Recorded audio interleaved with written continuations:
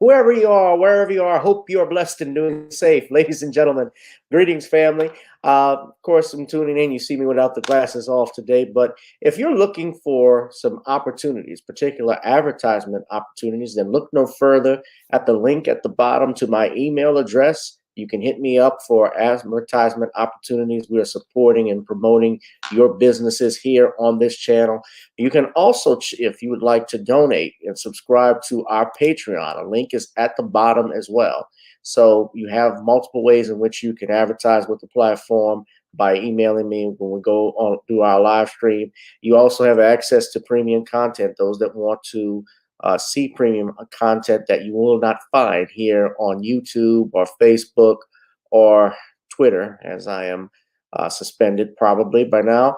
You guys can check out the Patreon at link at the bottom. But advertisement opportunities, definitely email me, gavin.grich1@gmail.com for rates. And for the Patreon, it is the same as the YouTube channel. It is channel gboot2786.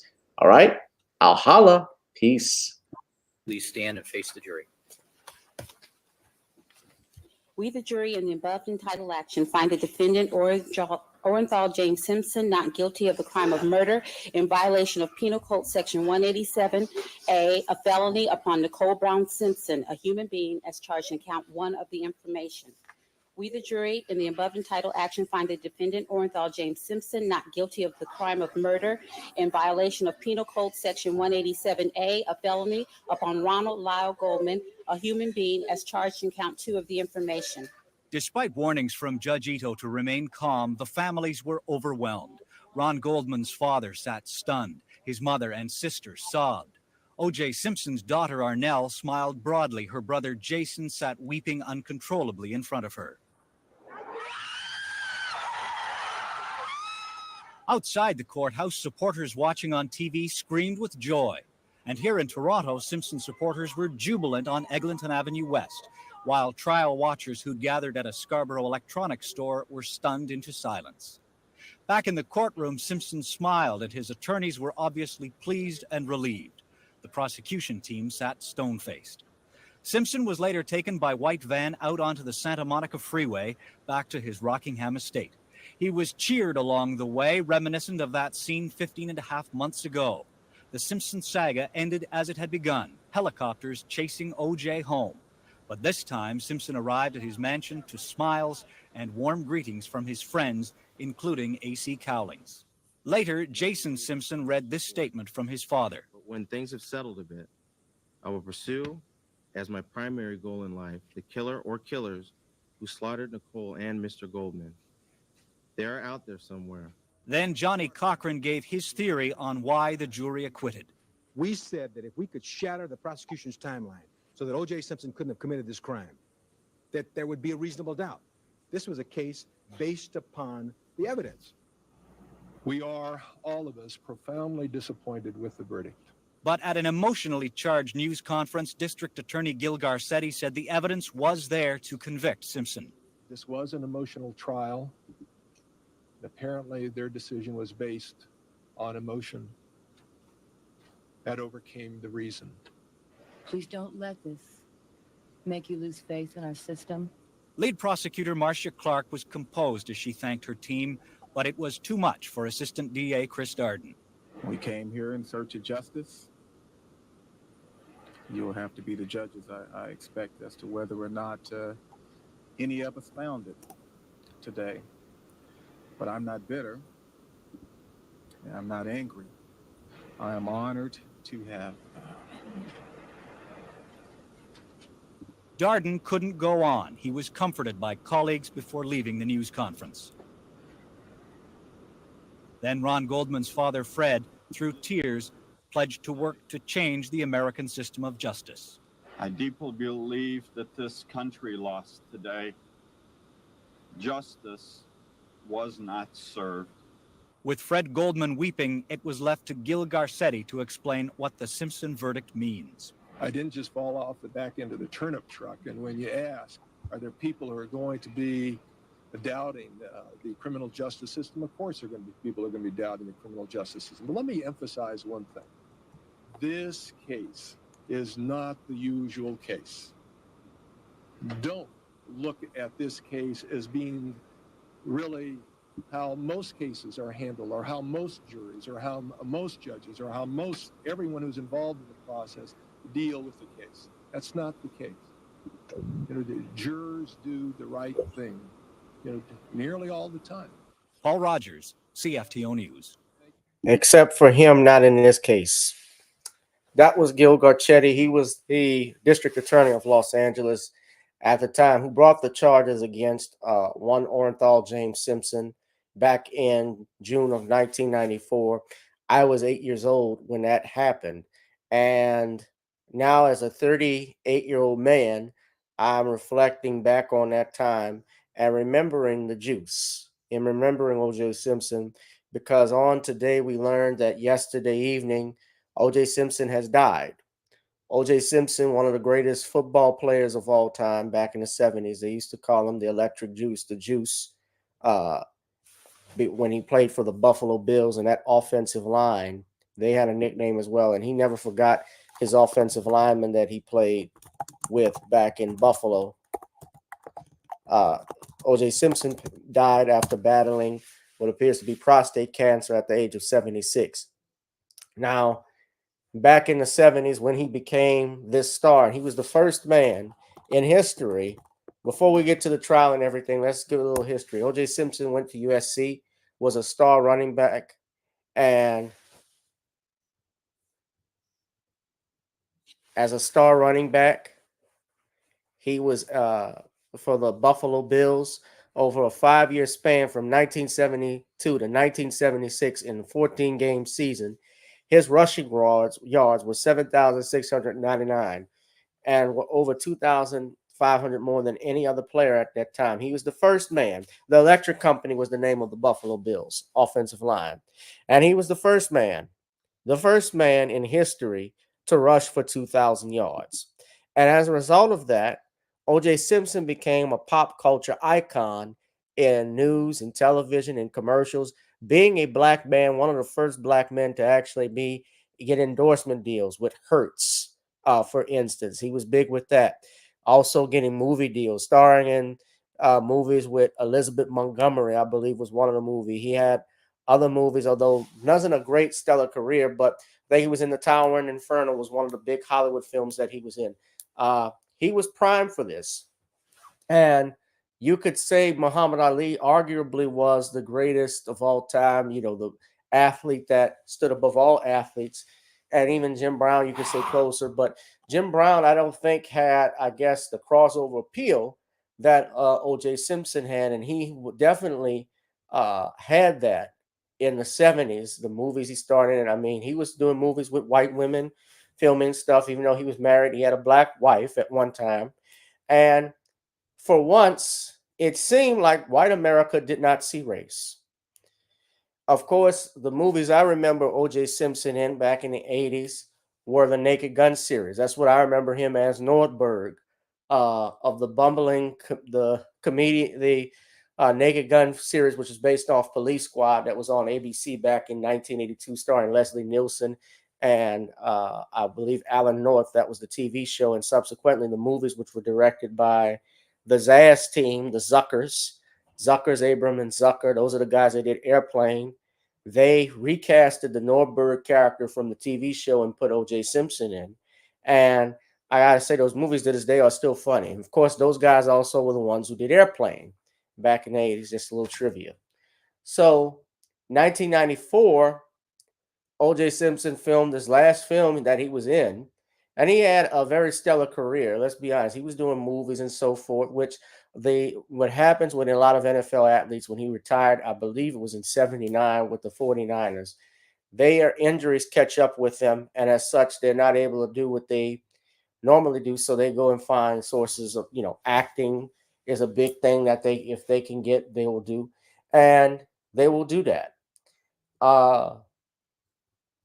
And now, Night and Naked Gun 33 and the Third was the final film that he made.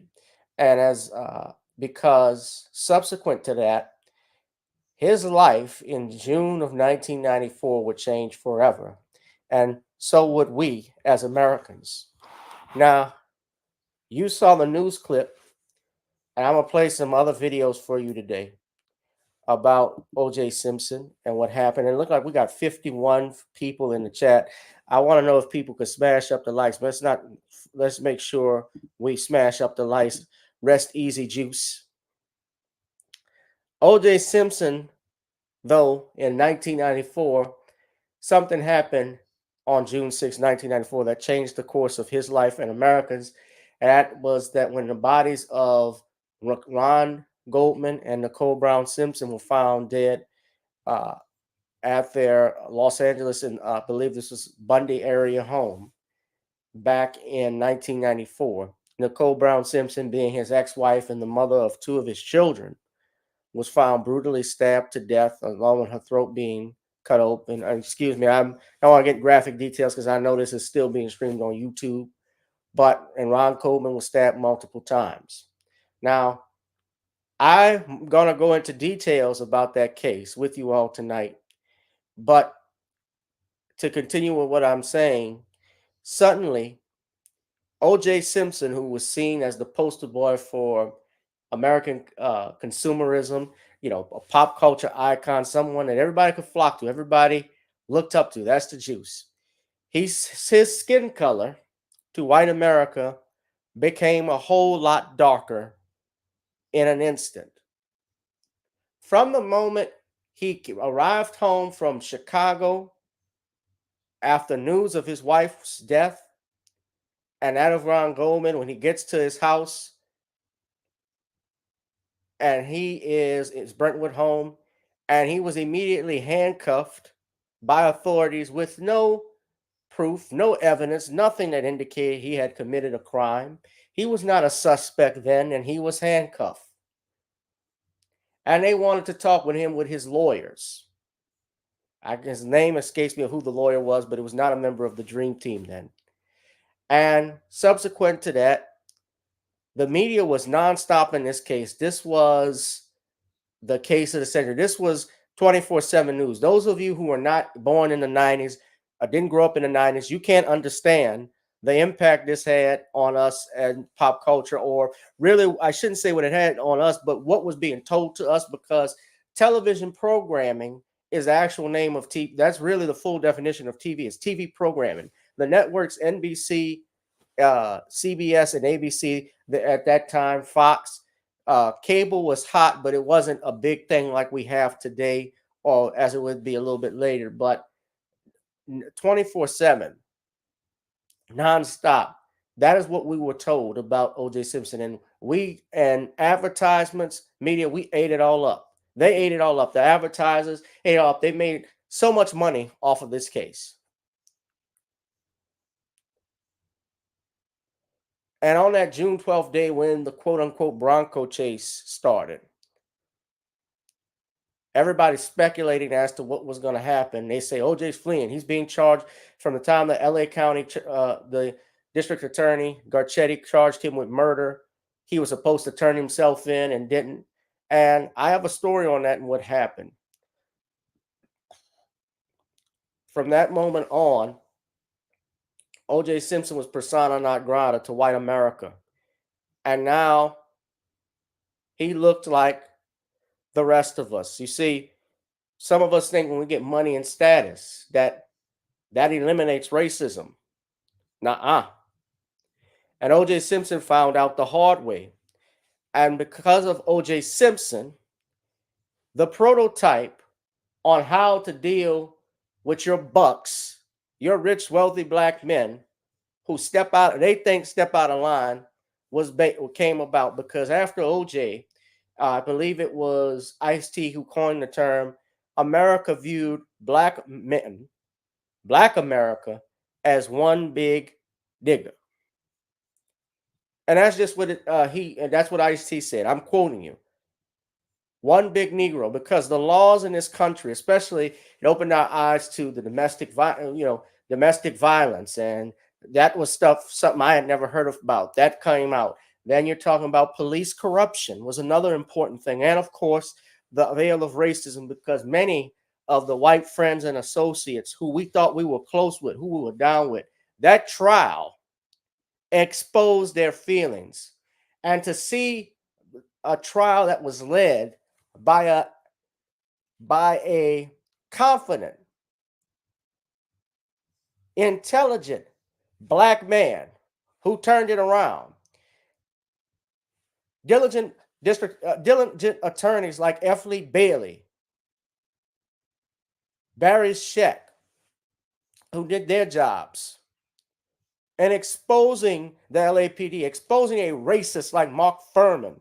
And we're going to talk about stuff in a minute, because those of you, especially, I'm talking to my younger people as well, you all didn't grow up in the 90s. So now, especially when they had the TV series, The People versus OJ Simpson, and they had the book, If I Did It, I'm going to talk about that in a minute. They all want to bring this stuff up and rewrite history as to what happened. But I remember what happened because I watched the trial 24/7 as a kid. That is what made Gavin Reshaw want to be a lawyer when we saw Johnny Cochran say, if it doesn't fit, you must acquit. I'm going to play this right now. So I'm going to go through stuff and I'm going to bring a guest in. But let's not forget what we saw here. Remember this reaction. I don't think anybody can ever forget these reactions that we saw when this happened. Hold on. Let's go back. I'm sorry. I remember this. I was in school when this happened. Watch your white friends, watch all the white people, and watch the black people react. This lifted the veil. That was all many black. This lifted the veil off of racial prejudice and bigotry. This opened our eyes to our so-called white friends. Now they got some white folks stuff in here, but you saw earlier the difference, and you're gonna see it.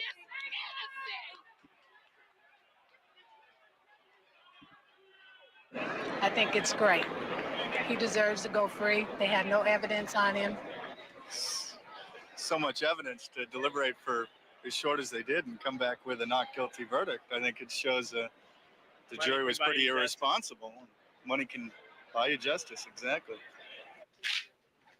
This is the same jury. Let's not forget jurors. Look, the people that killed Emmett Till, it didn't take them 10 minutes to find those two men, those two crackers, not guilty, even though they bragged about doing what they did. Roy Bryant and his brother-in-law, they all bragged about what they did. That wasn't uncommon. Byron Della Beckwith, who shot Medgar Evers, he bragged about it. A jury couldn't convict him until he was damn near almost 80.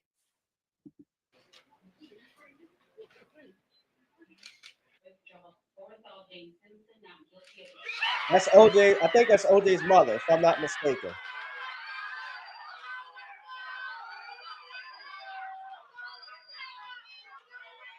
I think this jury sent a message that the time has come here in Los Angeles and in America that indeed there must be a level playing field for everybody.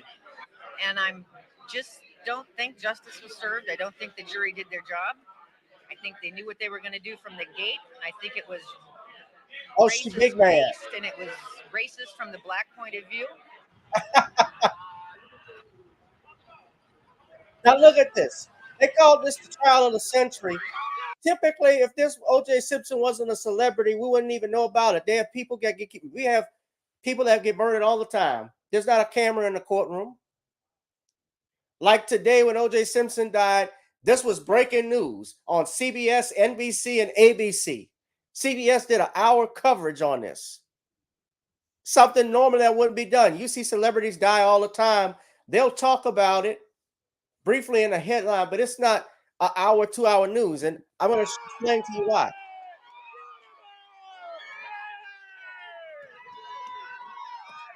And I think that this is terrible that he's going to get away with this, you know, because I do believe that he did it. And it's just not fair. He's guilty. He's got to live with himself, man. He knows he did it. DNA is not racial. It doesn't see black and white. It just sees that he was there and he did it. He's got to live with himself. That's all. So it was slow for America to even believe the worst case scenario. It looked like everybody had benefited from this trial. But during this period of atonement, let us have a mood of soul searching, and still cry out to stop the violence, to stop the domestic violence. We hope that some lesson can be learned from this, and for those who are on either side of the verdict, let this battle be a courtroom battle and not a street battle. There's notes in his veto statement, however, that the jury heard the evidence and rendered its verdict. Our system of justice requires respect for their decision. At this moment, our thoughts and prayers should be with the families of the victims of this terrible crime. Who can forget? Yeah, I see that thumbnail up there with Oprah Winfrey. She had something with her audience, and she was shocked how they were all divided and shocked when the verdict was read. Not surprisingly, but I'll never forget that. We know where Oprah stands with them people. And I'm going to bring in my guest, ladies and gentlemen, from your world, Harvey Superboy. Harvey, good evening. Hey, how you doing, Gavin? I'm doing fine, man. I'm doing fine. We got a lot to get into tonight. I want to thank you for joining me. Your channel is Your World, which is on YouTube. I want to give you a shout out on a video that you did on Norman Lear earlier. I was listening to that. And I know you did a video earlier about OJ Simpson. And we're going to talk about that in a minute. But I do want to say I like the video on Norman because what you were talking about is the Good Times reboot. I shouldn't really call it a reboot. It's a mockery. Mm-hmm. It's a cartoon version when that of the show that was created by the great Eric Monty and the great Mike Evans. Mike Evans, a lot of people who don't know, he was Lionel on All in the Family, the original Lionel on CBS. Right. And so it's my understanding too, the families don't support it. Thelma Bernadette Stannis, she actually came out saying Esther Roll would have disapproved of this greatly. But anyway, neither here nor there, I just wanted to talk to you that. And everybody in the chat is saying hello, computer robots. Hello, everybody. We got CC. We got over 58 people in the chat. Everybody been waiting because they knew I was going to talk about this. But Harvey, I showed everybody that reaction video. Do you remember where were you when the OJ Simpson case happened? First off, well, when I heard about the initial murder, I was 18. I was in high school. Matter of fact, it was on a Monday. And I know that me and my siblings and my parents was at home, and we was watching Channel 2 News, CBS 2 News. And when it was breaking news that OJ Simpson, matter of fact, Lester Holt, when he was still working in Chicago, he said that OJ Simpson was brought in for questioning the murder of his ex-wife and her friend Ron Goldman. And at the same time, me, my mother and father said he's done. He wasn't even charged yet. No trial, no Bronco chase. We already knew because that was in the summer. Yeah, June of 94. June 6th of 94. Yeah, I remember that because I was. Never forget it. Never forget it was on a Monday. Never forget that day. Right. We all started to laugh. And it was that morning. Pardon me? I'm sorry. I want to say it was that morning. I remember Because by the time, because it was a 3-hour difference between Los Angeles and Chicago, because he had flew to Chicago overnight because he had a business meeting because he was staying up near the airport, airport. He had more specifically, just clarification, he had a charity event in Chicago, a golf charity. Yeah, but also they say he had a business meeting as well because he was supposed to be doing something. But I remember he had a white polo on and some black slacks, and he had 2 police officers on the side of him with suits, if I remember correctly. And you knew they were Chicago police officers walking over. He had this look on his face like, oh crap. And me and my parents was laughing. My brother and sister like, why are you laughing? And we looked at him, and my father said, anytime a black man is married to a white woman and she get hurt or is found dead, you are guilty by association. Whether he did it or not, my mother said, you know it's about to happen to him. My father said, he is done. So a couple of days go by, and we all know what happened next. That Bronco chase, and people said that's when they decided he was guilty. All the so-called friends, white friends, that he threw him under the bus. And we was at school the following day, and the teachers were saying he had to have done it. And now my parents always told us there's 3 things you don't talk about: religion, politics, and race in public. You know what I mean? Right. And the teachers at school was talking about it, and I didn't say anything because I knew better. And they was asking the kids, and I didn't say a word because they were trying to figure where our head was, because I didn't want to get they're putting again in my grades, mess me up from graduating. So they decided guilt, but they didn't understand that if you're a black man, you get accused of killing not 1 but 2 white people, you're gonna want to kill yourself too. And when he went to trial, a lot of people forget how the media was. It was 3 major networks. Fox is still considered the baby. It was a newbie. There was no MSNBC. It was no Fox. It was just CNN. And people need to remember, it was daytime soaps. It was daytime talk shows. It was game shows. They preempted all those things. The media made this about race. They sensationalized this. They went out there and brought people in. This is how we met Star Jones, Nancy Grace, Jeffrey Toobin, Geraldo, Oprah, Jerry. You know who else? Charles Grodin. Charles Grodin. The guy from Beethoven. Yeah. Beethoven, because eventually Keith went over. He was like, because MSNBC, when they created, they brought him over to give him his first, because he was one of the first shows on MSNBC. Donahue was still on at that time, and everybody was giving their opinion. All the people that knew OJ, they flipped on him. Right. And the black folks was sort of like, we're gonna wait and see. But everybody had always Bruce Jenner, all of them, they flipped on him. Nana Dad. Pardon me? I call him Nana Dad. We'll get to him in a second because he pissed a lot of people off. Oh yeah. You just seen the most recent video I did before we went on. But anyways, a lot of people forget. They only remember if they don't think you must have quit. But they forget that the blood evidence that they collected, they had experts come in, independent experts, and they said the blood evidence was tainted. They said they felt something that's only felt in the laboratory. For 30 years, they stopped mentioning that. That's what was important to the case, the blood evidence, and then the time. And then people need to use logic. That's called EDTA. And I'm going to tell you, let me I cut you off for a second, but I got to just point out, since you brought up that point, EDTA, because a lot of people don't know what that is. My mom worked for the VA actually for over 25 years. When they found the EDTA and they had the experts talking about that at the trial, my mother immediately knew the evidence was planted. And she knew because EDTA is a chemical in tubes when you draw blood to preserve the blood. Human beings don't have EDTA.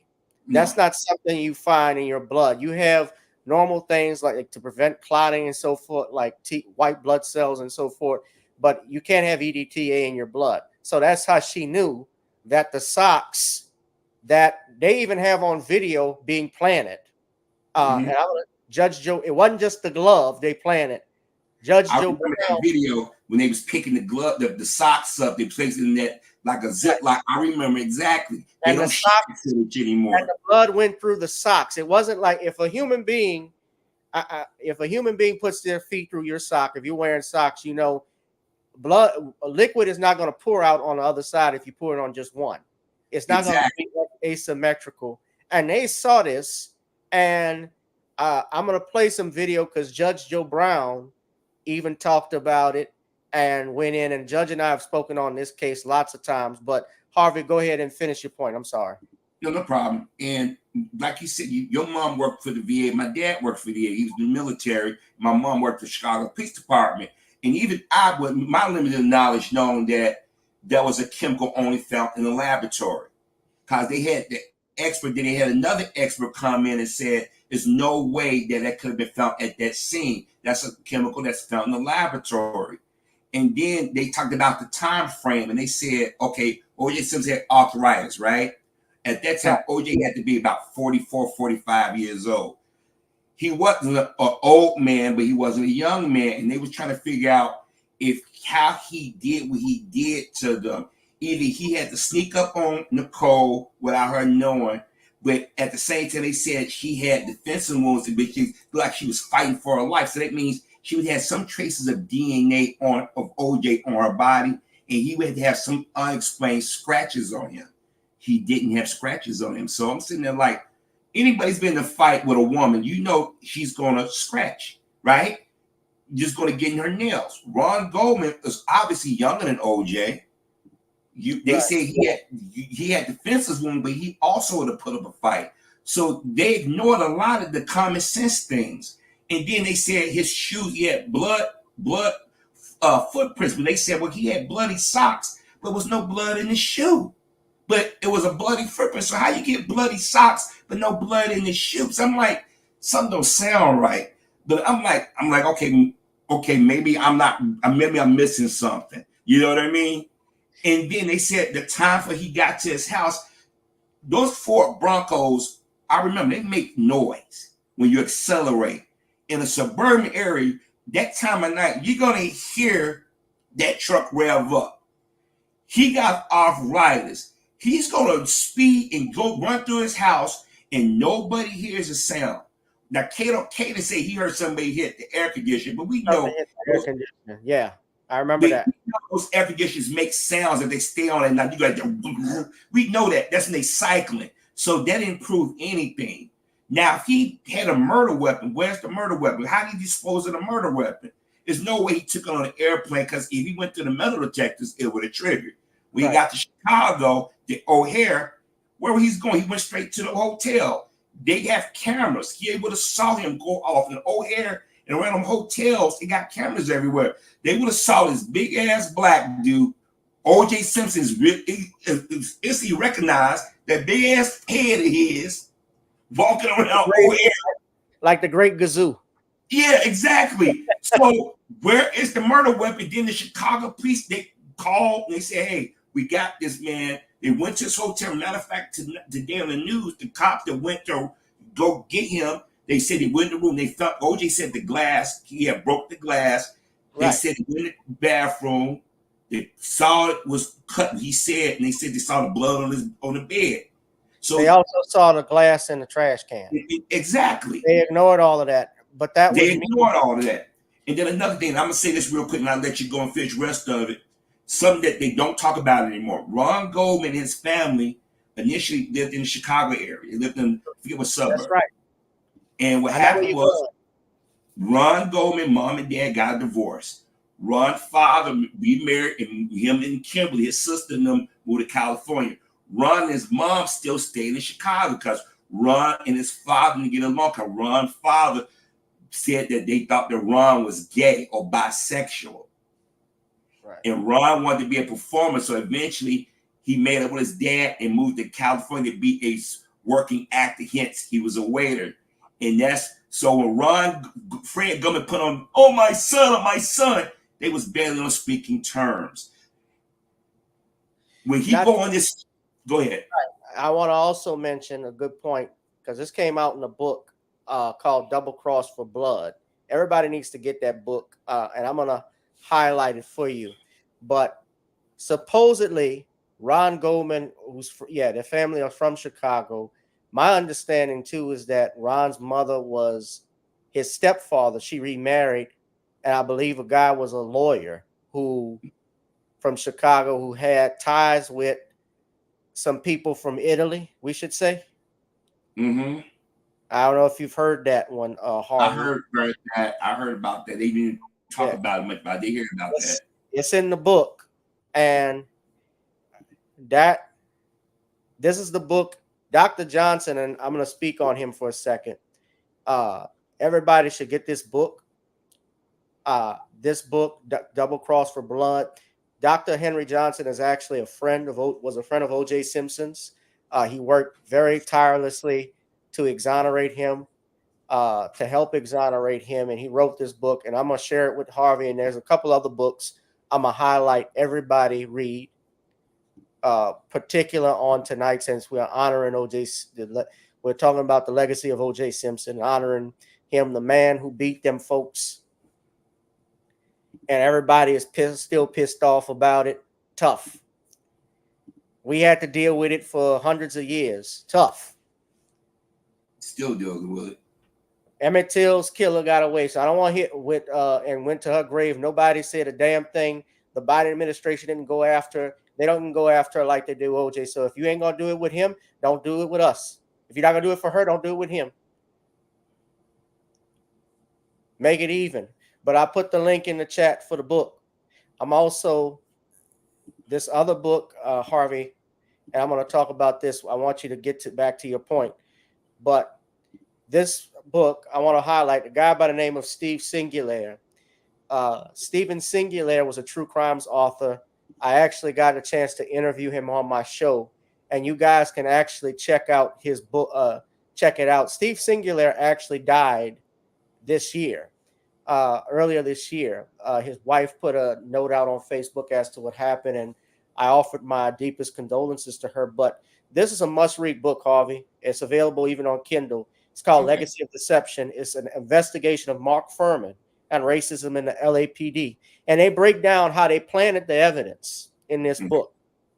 And people really have to listen to the court records. Don't listen to Geraldo Rivera or Nancy Grace. Judge Joe Brown talked about, oh, that damn Nancy Grace, she was a sleaze who misreported all the damn facts in this case. But Jeffrey Toobin and a guy by the name of Dominic Dunn. Oh, yeah. Dominic Dunn was the father of Dominique Dunn and Griffin Dunn. His daughter was murdered. His daughter was murdered by a piece of shit named Sweeney. Now, Dominique Dunn was in the Poltergeist movie. Mm-hmm. And she was an actress. Right. She was actually she was an actress. Griffin Dunn, his son, was cast in An American Werewolf in London. He played Jack. Mm-hmm. And he also did that movie with Madonna, Who's That Girl, which wasn't good. But that's that's part of it. I'm thinking of this as a kid, man. I remember those movies. So, but Dominic Dunn was the one who likened the OJ case to Othello. And Jeffrey Toobin, Jeffrey Pee Wee Toobin, because I call him Pee Wee because he got playing with Pee Wee. Racist ass. Jeff Pee Wee wrote the book. He wrote the book The People versus OJ Simpson, of which that series was based off of. If I'm not mistaken, I can't remember. Is that the name of the book? The People versus OJ Simpson? Mm-hmm. Yeah, he wrote the book, and of course, he was the one that was pushing. They've always had a OJ did it narrative because there are a lot of people, Harvey, here's the thing, that's made millions of dollars off of this case. Mm-hmm. Everybody, if you think about it, that was associated with the OJ Simpson case, from the lawyers, including John, I got even the defense team, Johnny Cochran. All of them, everybody made money. The only one that didn't, you want to know who never did? Oh yeah. Effley Bailey. Oh yeah, baby. Yeah. Effley Bailey. He was just grave and didn't make no money off this. Effley Bailey got disbarred. Yeah. In several states, he believed because he represented OJ, he lost friends for going out and walk making firm. a pay for what happened when the Manson trial. People forget that he's been a well-known lawyer going after people and defending people for years. He has a well-known history. He has a well-known history. Well, go back to the 60s. This was a man who represented, if you read my book, I got to promote this book, of course, The Commonwealth of Pennsylvania versus William H. Cosby, because there are similarities. And the reason why is that the OJ Simpson trial was basically the setup and the poster book for how they treat black celebrities now. How they get rid of them, because we saw after OJ it was Michael Jackson, and after Michael Jackson, Kobe. No, let me rephrase that. Kobe. Then first it was OJ.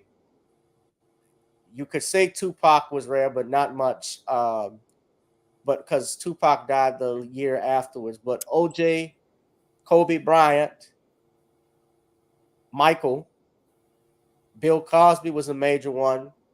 Now you're also seeing R. Kelly, Diddy, Cuba Gooding Jr., Morgan Freeman, although Morgan Freeman didn't get it as bad as Bill, as those guys, but everybody's legacy, all of them, everybody gets attacked. And you read this book too, because I talk about it, and that's the blueprint and why we have the presumption of innocence. If you subscribe to Kindle, you could probably get this book for free or buy it for $9.99. Please buy it. Support. It's easy. But I expose all of that. But we're going to be, Stephen Singular wrote even, and it's in the court records, how they planted evidence, how even witnesses like the Ernie Durrell, who was the tow truck driver of the Bronco, they testified they never saw any blood in the car. The impound driver said, we never saw any blood, but you see blood on those pictures. Question is, those pictures were added later. Mm-hmm. So you have to authenticate. They went back. People forget. They went back to, because they spent all day. Remember, they initially got there, they had no protective clothes on, and they went back once the cameras was on them. That's why they had 30 years. Barry Scheck exposed them. Yeah. Pardon me? Barry Scheck was the DNA expert for the defense. He exposed them. Yeah. And this is another book. One last point, Harvey, because I'm going to let you get back. Okay. But Dr. Henry Johnson, his brother T.H. Johnson is an investigator. They wrote this about the pursuit of Exhibit 35. Now, I can't find this video for some reason. It's missing. But if you have the time painstakingly to go back and look at the preliminary hearings, especially about the OJ Simpson case or during the trial, Exhibit 35 is about the phone records, because what a lot of people also get, the most important thing that would exonerate OJ Simpson is that the phone records showed Nicole Brown Simpson was still alive after midnight. And the problem with that is that if Nicole Brown Simpson, Harvey, is still alive past midnight, OJ Simpson could not have killed his wife, because his ex-wife and Ron Goldman, because he's in a limousine on his way to Chicago. Mm-hmm. He's on a flight to Chicago. And even so, they pushed the timeline farther back. I remember when it was a cup of ice cream. I don't know if you remember that story. Mm-hmm. They talked about the ice cream and how it didn't melt in the ice cream. And I have the article for that still. I'm going to post it. But I want you all to read this book. I put the link in the chat. I'm going to put it again. Pursuit of Exhibit 35. I actually spoke to Dr. Johnson earlier today. I was trying to see if I could get him on the show. Dr. Johnson is explained how he spent the last this past weekend in Las Vegas with OJ Simpson and his family, how he had been battling cancer, and basically how he said his goodbyes. So he was a good friend to the end, but that's Dr. Johnson's brother. So I've interviewed him. But Harvey, I interrupted you making that point, but Yeah, they planted this evidence, and you were saying something else. I'm sorry. So if you recall, Remind me what I was saying. I lost my train of thought. I think we were talking about. You talked about your parents and what they saw, and just through the trial. Yeah, I was what when the trial ended. I was 19 when it was not getting into about the blood and everything, and I'm like common sense because the way they was talking about DNA, it was sort of like something new, but it actually wasn't new. It was a trial in the 80s where this white guy Gary Dotson was accused in the 70s of rape in Homewood, Illinois. If I remember correctly, I could be wrong because it's been 30 years, well, almost 40 years, what I'm talking about.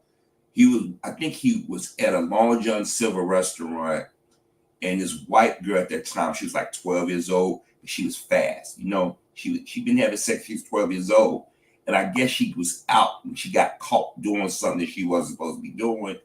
And she accused this guy of rape because he looked older than what he was. She, in the police lineup, she said he raped her. He got arrested. He went to jail. And somehow they found out that she was known to falsely accuse and make up stories. And she admitted that she lied, but they were saying we wasn't sure. So his lawyers fought to get a new trial. And there was this new thing called DNA. They went and tested. They tested her underwear, the semen, found out it was a boyfriend.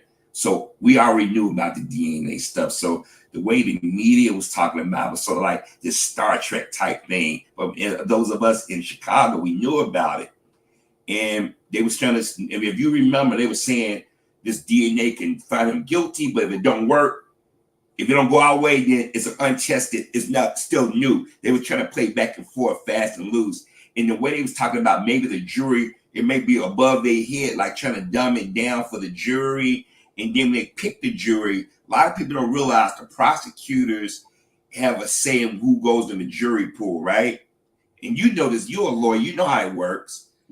Mm-hmm. And they thought because interethnic relationships is sensitive with some of our people, meaning black women, not all, but enough, there was more black women on that jury. And they thought they figured they would play it safe. These black women would find OJ guilty. Well, Johnny Cochran being a good lawyer and knowing the history of the LAPD and the rumors about Mark Furman, and they knew that Los Angeles had this weird connection with Hollywood, and this woman was doing a documentary and a potential book and movie, and they talking about, have you ever said certain words? Have you used the word nigger? Yeah, and he was like, these niggers and blah, blah, blah. And then when they got Johnny Cochran on the stand, have you ever used the word nigger? I never used that word. You mean Mark Furman? Yeah, Mark Furman. I'm sorry. Johnny Cochran asked him that. And once he pleaded, he stopped pleading and stuff. He gave the answer, and right there, with the DNA evidence, with the chemical found in the blood that's only found in that's what killed them right there. People keep saying the gloves. Now, that wasn't it. Johnny Cochran focused on basic common sense things. Then when the jury came back, that's when the media started to attack the jury. Right. That was F.A. Bailey who asked Mark Furman that. Yeah. But I know he took the lead. But when Johnny Cochran, I know it wasn't just Johnny Cochran, but I know F.Lee Bailey and what's the other guy? Shapiro. Yeah, Bob Shapiro, Shapiro and OJ had the money to get the best lawyers. And I know people saying he bought. OJ didn't buy his freedom. I hate when people say that. Right. He didn't buy his freedom. Marsha Clark and Christopher Darden and them, they got cocky and they thought they had a slam dunk. They thought there was an open, you know what I mean? They thought that they had, pardon me? I know what you mean. Yeah, go ahead. And but one thing I want to say this, and I want to point to the theories out there about what happened that night. I think that it's been two theories they put out, but my theory, I always thought that OJ Simpson's son, Jason, might have been the one that actually did it. Reason why I say that, his son, I don't know if he's still a chef or not, but he was a sous chef. And anybody know they carry knives around? And they got the person set of knives. And they very sharp. They got an assortment of knives, right? I know this because I know some people that do that. They chefs. And if you see them knives, they got like a case. It's depending. They either it's like a wooden case or a hard plastic case. And I'm pretty sure you go into restaurants, you've seen them before too, Gal. You know what I'm talking about, right? Yeah, I know what you're talking about. I know what you're talking about. You're talking about Gensu knives and stuff like that. Yeah. Basically, that's the equivalent of it. Yeah. And rumor has it that everybody, something that they also don't talk about, Faye Resnick, Kris Jenner, and Nicole and some more women, they was out there partying. They used to have these cocaine parties, these sex-filled parties. They were swingers. All this stuff they don't talk about anymore. And I'm not saying that condones them getting murdered, but they got caught up in a lot of stuff. And the rumor or the theory is that maybe they got caught up in something or a serial killer came up on. But another thing that they think that Nicole and Jason had an inappropriate relationship. And they said Jason was he had I think they said he was kind of bipolar or something. And I think Jason got caught in his feelings seeing Ron and Nicole together. They think he snapped. And they think he used them, he attacked them. And OJ was coming to say goodbye to his younger children. And OJ saw his son standing over the bodies. That's how OJ footprint stepped in the blood.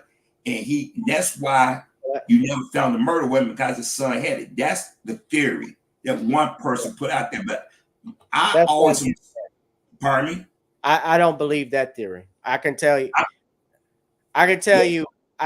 this much based off the evidence that I've read. First off, the footprint in the gloves didn't fit. The gloves didn't fit his hand. So that's out. The person who did this, likely supposedly there was a serial killer. His name escapes me, but there was a movie made about it. But this has been speculated that he was the one there because there was evidence supposedly of him and Nicole together. But the evidence points to at least 2 or 3 people were involved in this case. There was a woman who testified that outside OJ Simpson's home, her name, and I'll put it up on Twitter in a second. Her name was Amy Ann Gerksha, and she was an eyewitness who saw 4 men running away from the condominium where Nicole Brown Simpson was killed. Mm-hmm. I know that theory too. And let me point this out too, but Goldman is the one you also got to look at, because Goldman has and this is part of that book. He has a criminal history, especially with drugs. And several people at that restaurant he worked at, the Mezzaluna, Michael Nigg and Brett Cantor, died under mysterious circumstances. In fact, one of them was killed the same way they were killed. Exactly. But the reason why I put that Jason theory out there, because it was a book written around that same time, because I was going back how Jason was conducting himself from the start and to the end, and he disappeared, and they said he was under and considering that he was a sous chef and he carried knives around and the damage that was done to their body, and you know what I mean, and then the way OJ was acting, it seemed like he was trying to seem like he was protecting people. Now, like I said, that's just a theory that was put out there, and some other people have floated that around too. But the one that you're talking about, that's the most common theory that's been floated more recently, and people still need to go that way because, like I said, Faye Resnick, remember how they was floating and they hit her? Remember she was out there at first, and they said, "Don't hide her, put her, get her out of here." Remember Kris Jenner? Because everybody know that Kris was passed around in Hollywood. Yeah, that's why nobody talk crap about it. That's why she gets away with so much in Hollywood. They say she got so much dirt on everybody. You see, because she was laying down with it. Yeah, that's why. Because you have to understand, how can her? I mean, we know how her daughters claim to fame, but how can she do all the crap that she does and get all the meetings? No, she was. From Bruce, from Robert, rumored to OJ, and some other big wigs in Hollywood. But Faye Resnick was the one that everybody said, she's the one, she just completely disappeared. Nobody talks about her to this day. She's still alive from what I know, but nobody goes to her. Yeah. The people, go ahead. Go ahead and finish your point, Harvey. I'm gonna play this. People that was a part of that trial, or the people that had like the voices that they don't talk about that. So for the last 30 years, the media have whitewashed a lot of things. So a lot of people have believed in that OJ was just this and that. And that's what bugs me about it. If you didn't know or wasn't paying attention or wasn't born, you're going about what the current media narrative is. And that's what the dangerous part is. That was the tick you off part is. I'm not going to argue if you think he's guilty, but don't go by the current media interpretations. Like Jeffrey Toobin and them, he coined the term race car, which I think is insulting. When CNN came with the term N-word, which people use. It's a lot of people have made money off the dead bodies of two dead people, and they have the nerve to sit back and be holier than thou. I'm got my soapbox. I'm gonna let you finish. I'm sorry. Yeah. One thing that piqued my interest getting back to this too, I remember when, and you go in on him a lot, Bill Maher made the remark about the only reason OJ got off was because Furman used the N-word, but everybody knew OJ killed his wife. And it was Mos Def who actually said OJ didn't do that, and he got backlash from it. I remember that. Backlash, and Mos Def didn't back down to his. Although I know Mos Def is on some more, it's on some other stuff right now. But Mos Def, I give the brother his credit. He didn't back down. Bill Maher, yeah, and we could talk about. I know you talk about Bill Maher all the time, but I'm not surprising. Yeah, a piece of shit, Bill Maher. He has been known to. He's not slipping up, but say slick stuff about black folks. So, and he's not your friend. So, but I want to play this. I even remember when Richard Belzer, who died, he was like, "Well, I believe OJ was guilty, but he was framed." No, the man, either you believe he's innocent or he didn't do it. He wasn't guilty and framed. If they framed, why would they frame him if he was guilty? Think about that. If you had enough evidence. Those are conspiracy theories. He was basically playing both sides. He was afraid to say what he really wanted to say. If you can believe that JFK was a conspiracy theory, and you got video of Kennedy Gate being exploded, and you got Lee Harvey Oswald prints, I'm gonna shut up. I'm sorry. Oh, you think Oswald did that? I think he had a part in it. No, I don't. I know for a fact he didn't do that, but that's another story we'll have to talk about. I think that he had a part in it. I don't think he was the only shooter. You had to be a fool to think that one guy got all them shots. He didn't fire any shots. The paraffin test that he had showed that he didn't fire any traces of a rifle, but that's another story. Actually, what is interesting, and I'll just leave this to you. One of the Secret Service guys shot up Kenny Blue. That last shot, it was accidental. That I think the Secret Service man, when he heard the shot, when he hit the brakes, he fired, and that's the shot, the kill shot, accidentally killed Kennedy. Yeah. Well, I think the kill shot came from a sewer. I'll have to talk to you about it. That's another story, Hoff. But me and you can go. And I'll send you actually a documentary if you ever want to look at it. But a guy did a great breakdown on that assassination with some hard evidence. But I'm going to tell you this. I'll leave it like this. Do you know there were at least 4 or 5 United States presidents in Dallas on that day? Oh yeah, yeah. And one particular, and it's another story, but the person you have to look at, let's put it this way, the last father and son president. I'll just leave it at that. But George Bush was over the CIA at that time. There's your answer. All right, come on, he man. He was an agent. He wasn't in the CIA over the director at that time, but when he became the director, around that time, the House Select Committee on Assassinations was reviewing JFK and Dr. King's assassinations to see if there was a conspiracy. And the CIA director or before George Bush, was cooperating with the committee with everything. And before he could finish, he got fired. And George Herbert Walker Bush became the director of the CIA, and he ended all cooperation. Well, King was King was assassination. We already know how they got King. But but Kennedy was the big one because JFK. We would never went to Vietnam. Kennedy was not going to go into Vietnam. That's what got him. That was part of it, but the other part was before that with Castro, with Cuba. The Bear Pigs. Correct, and George Herbert Walker Bush was an oil man. He had a company called Zapata Offshore Drilling. Yeah, Zapata Offshore was, and I'm going to address you for a second, Tony. Zapata Offshore was a front. It was an oil company, and they were based in Cuba in part. And if you look at declassified documents that have come out, some of the Bay of Pigs invasions were codenamed Operation Zapata. Had they overturned and killed Fidel Castro, Zapata Offshore Drilling would have had all of the contracts to drill on everywhere on the Cuban coastline. But because of the failed Bay of Pigs invasion, that cost Kennedy. Now, Tony said that George Bush was in Houston running for the GOP Senate nomination. The only problem with that, Tony, was that he was not in Houston on that day because there's a news clipping showing him that he was in Dallas on November 22nd.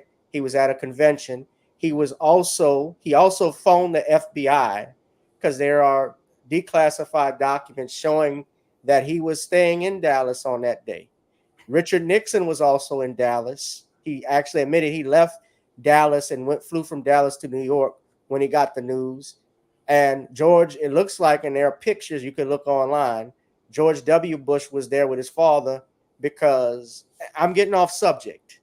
But it's a whole nother thing. But I'm just saying it looks like, and a guy by the name of John Hankey, just Google him.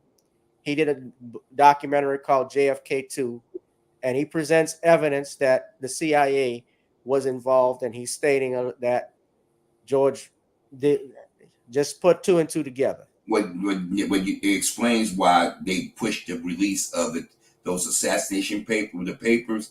Who's still alive? Why they won't release them? Because heads are going to roll. Because the descendants of those men are still alive, and they've benefited financially.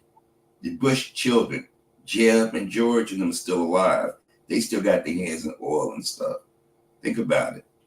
Oh yeah, there's more to it, but that's another. We're talking for hours about that, man. But this is in and of itself what happened with OJ, and we talk about this conspiracy.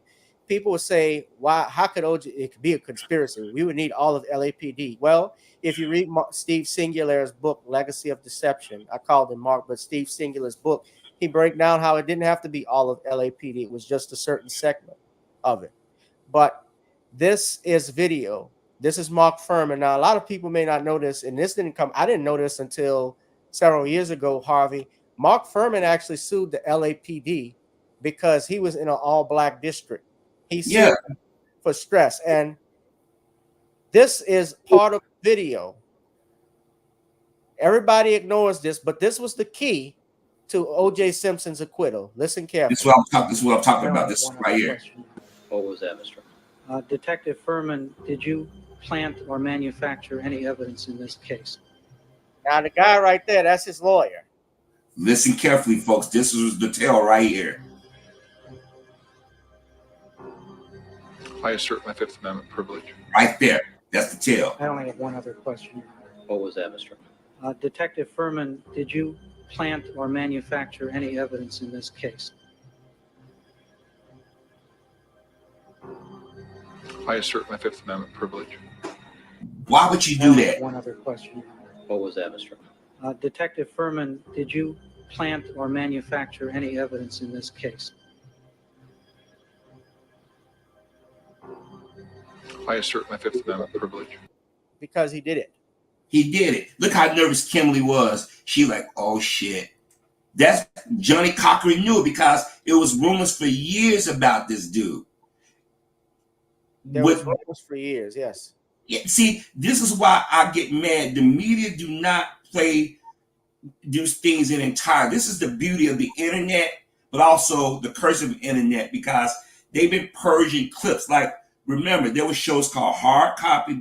Inside Edition is outlast all of a Hard Copy, A Current Affair, was other shows like that aired that during that time. You had, Entertainment Tonight was still on, but they won't air those clips. A lot of times when I tell people Current these things, Affair, Inside Edition, Hard Copy, and I be telling people that these things happen. They be like, "No, man, you making it up." I said, "No, I'm not making this stuff up." Like Nicole of Nicole's Views, she found the clip where Mark Furman almost slipped up and said "nigger" when the verdict didn't go. He called himself. And that's when Geraldo Rivera and them started attacking the jury. So after 2 years, that's when the jury changed their tune. And then after a while, Black America, who supported OJ, they started saying he's guilty. So now you ask a Black person in public, they're going to say, oh, he did it. But when he was acquitted, OJ is free. He didn't do it. Even when you showed the images, there were white, Hispanic, and Asian that was cheering for him. But you had nearly 30 years of the media browbeating people and playing selected clips out of order. Like today at the White House, they asked sister right here, what do you feel about OJ? And she said, we send our condolences to the family. And over from Inside Edition, she didn't mention anything about Ron and Nicole. They've been dead almost 30 years. What else can they say? And this is the New York Post. They did the same thing. The White House expresses condolences on OJ Simpson's death with no mention of murder victims. They've already, first off, if you saw the clip I played earlier, Biden wasn't even the freaking president when this happened. This was Bill Clinton. And Bill Clinton, through his office, stated they reached out to the family and sent their condolences to them in this tragedy. That was what they said. The bottom line is that there's nothing to express to the murder victims because they've already expressed it. And he was acquitted. And O.J. Simpson was acquitted. You're in this country, you're innocent until proven guilty. Period. So what can see? This is when they don't disprove that. If you go back and you look at even the press conference, they didn't practice what they preach. One trial didn't go their way, and all of a sudden the legal system is corrupt. We need to reevaluate everything. That's the tale. For hundreds of years, Black people have been getting railroaded. We know we used the Emmett Till verdict, but there's been countless verdicts. Rodney King was beat on camera. We got video proof. They moved the trial out of Los Angeles to Simi Valley, California. We don't even show the pictures of them police officers. Those officers are still alive. They live in retirement. Nothing happened to them. Rodney King was forever messed up to the day he died. Nobody never said, hey, man, let's get this man counseling. This man was psychologically messed up. They made jokes at that man's expense. Nobody said, hey, man, we need to check on Rodney King. With the Goldmans, we got to make sure the Goldmans are okay. Let me say this again. When Trayvon Martin was murdered, they went and interviewed Kim Goldman of all people. Why didn't they go interview the family of a child that lost a child? Why would you go interview Kim Goldman of all people? Why would they? Well, what does she have to do with that? What would she know about it? They interviewed, why did they bring her on? Was that with the verdict and so forth? Yeah. And I'm sitting there like, what was the point? George Zimmerman killed Trayvon Martin, but you go get Kim Goldman to come in and basically tell Black folk, hey, if he get found not guilty, accept it. But you haven't accepted your own. Look, okay.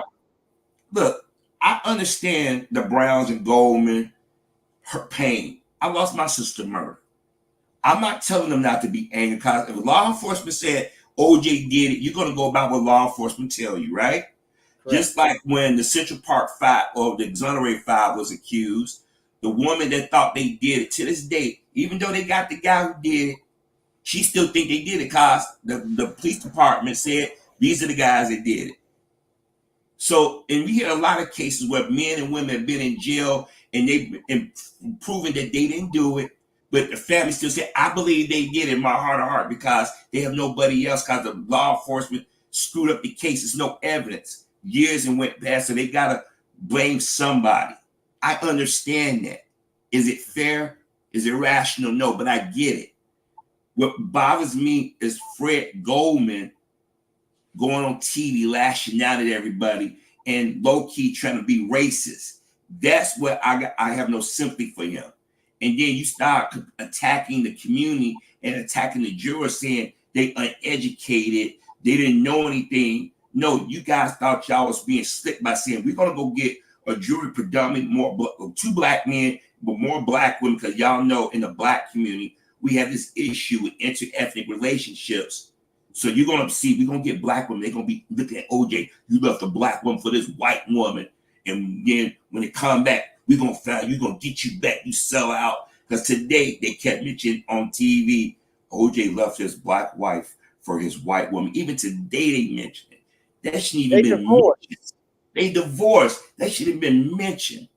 They divorced.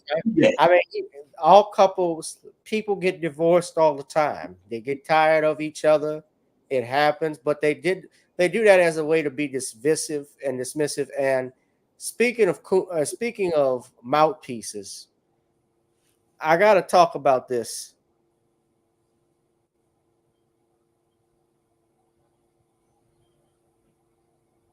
I want to show you this.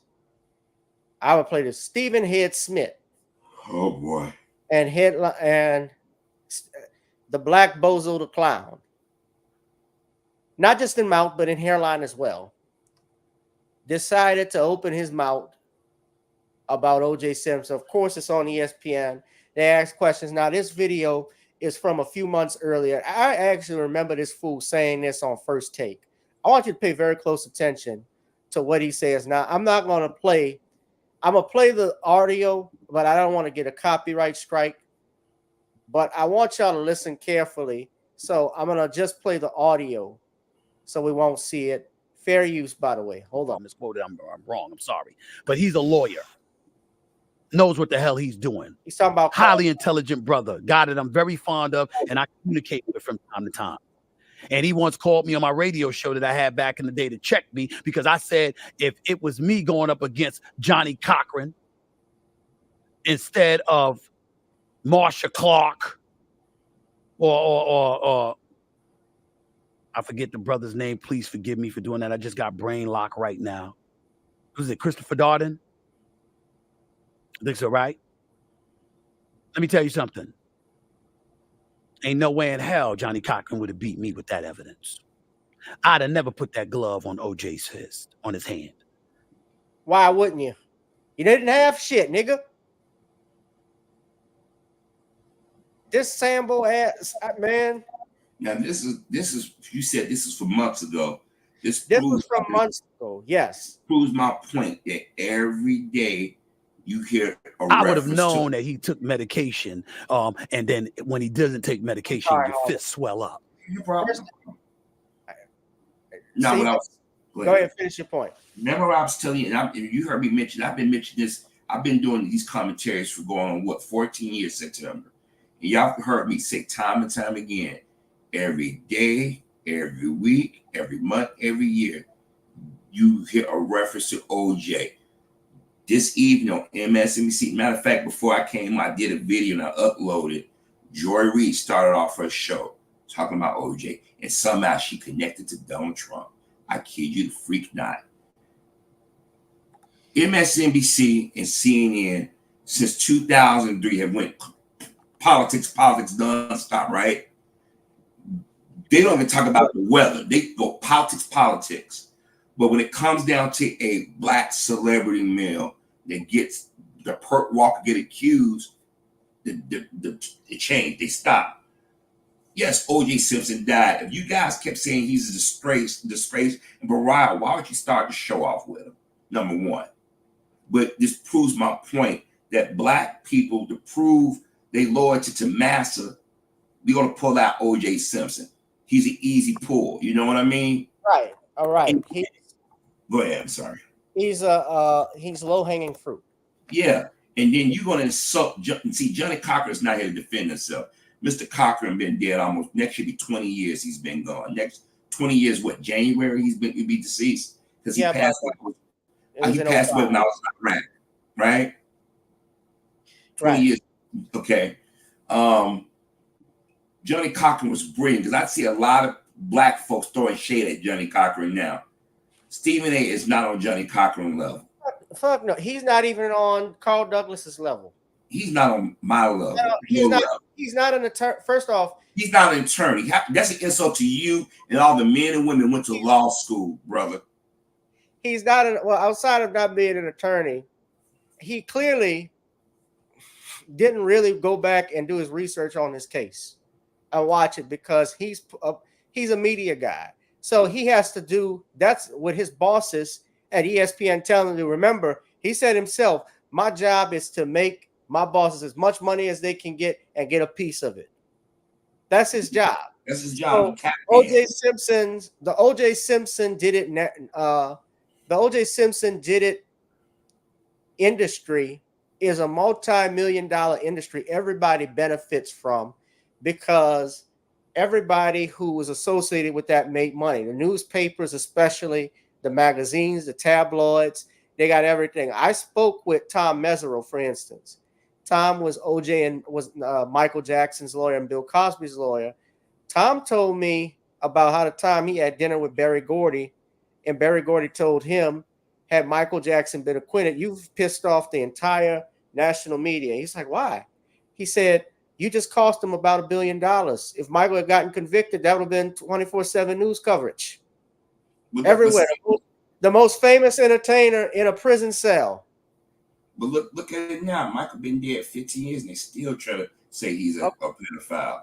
The man's been dead. The FBI came out and even admitted they've been following him since 1979, and they had no evidence that this man did anything. You see now from the 70s, and he wasn't even at that time. He wasn't the Michael Jackson that we know at the Thriller stage. Right. He was a popular entertainer, but he was not. He was still known as Little Michael. J. Edgar Hoover had a dossier on Bill Cosby, Sidney Poitier, Aretha Franklin. All this stuff came out. So you had dirt on all these black folk. I mean, OJ Simpson, I know I made a reference that OJ Simpson was the Michael Jordan of his era. And white folks didn't accept him. They tolerated him because he entertained them. Because OJ Simpson was popular to women, he made the white guys look cool. That's why OJ, the women come around. I would have assumed that. I'm sorry, go ahead and play your clip. I'm sorry. Right. No, finish your point, brother. Robert Kardashian hung around OJ Simpson because he made him look cool. Because Robert Kardashian never got Chris. Who got Chris? Let's keep it real. You know what I'm saying? Oh, you know how the cool black guys, we ain't got to do much for a white dude and dudes to come hang around us. You know what I mean? And OJ being the guy he was, because OJ was in the Roots. He was doing all these movies. He was in the movies, a slave movie with Elizabeth Montgomery, where he was a slave. I mean, and then he was running. I remember by the time he was running, doing Hearst commercial. Every Saturday and Sunday, you watch Our World of Sports. He's running through the airports and stuff. And literally overnight, when he's accused, they dropped him like a bad habit. And they said, well, he abused Nicole. Y'all, we knew he was doing this. You knew he was abusing the call of his, which I still hung around him. What that makes you? You see what I'm saying? You're a hypocrite. You know, everybody tap dancing and he's gone. And then Bruce, I'm going to call him Bruce. And he should be the last one talking about good riddance. Didn't he kill somebody in a car accident a few years ago? Yes. He should be the last one talking about somebody. Let's talk about Nana. I want to finish this clip and I'm going to play another brother. That the blood that was on the glove would have dried up and shrunk the glove to some degree. He wouldn't have been in a position to say, if it doesn't fit, you must have quit. That never happened. Johnny Cochran wouldn't have put that on me. He just told a flat out lie. Hell no. I'd have got OJ's ass. He'd have been under the damn cell.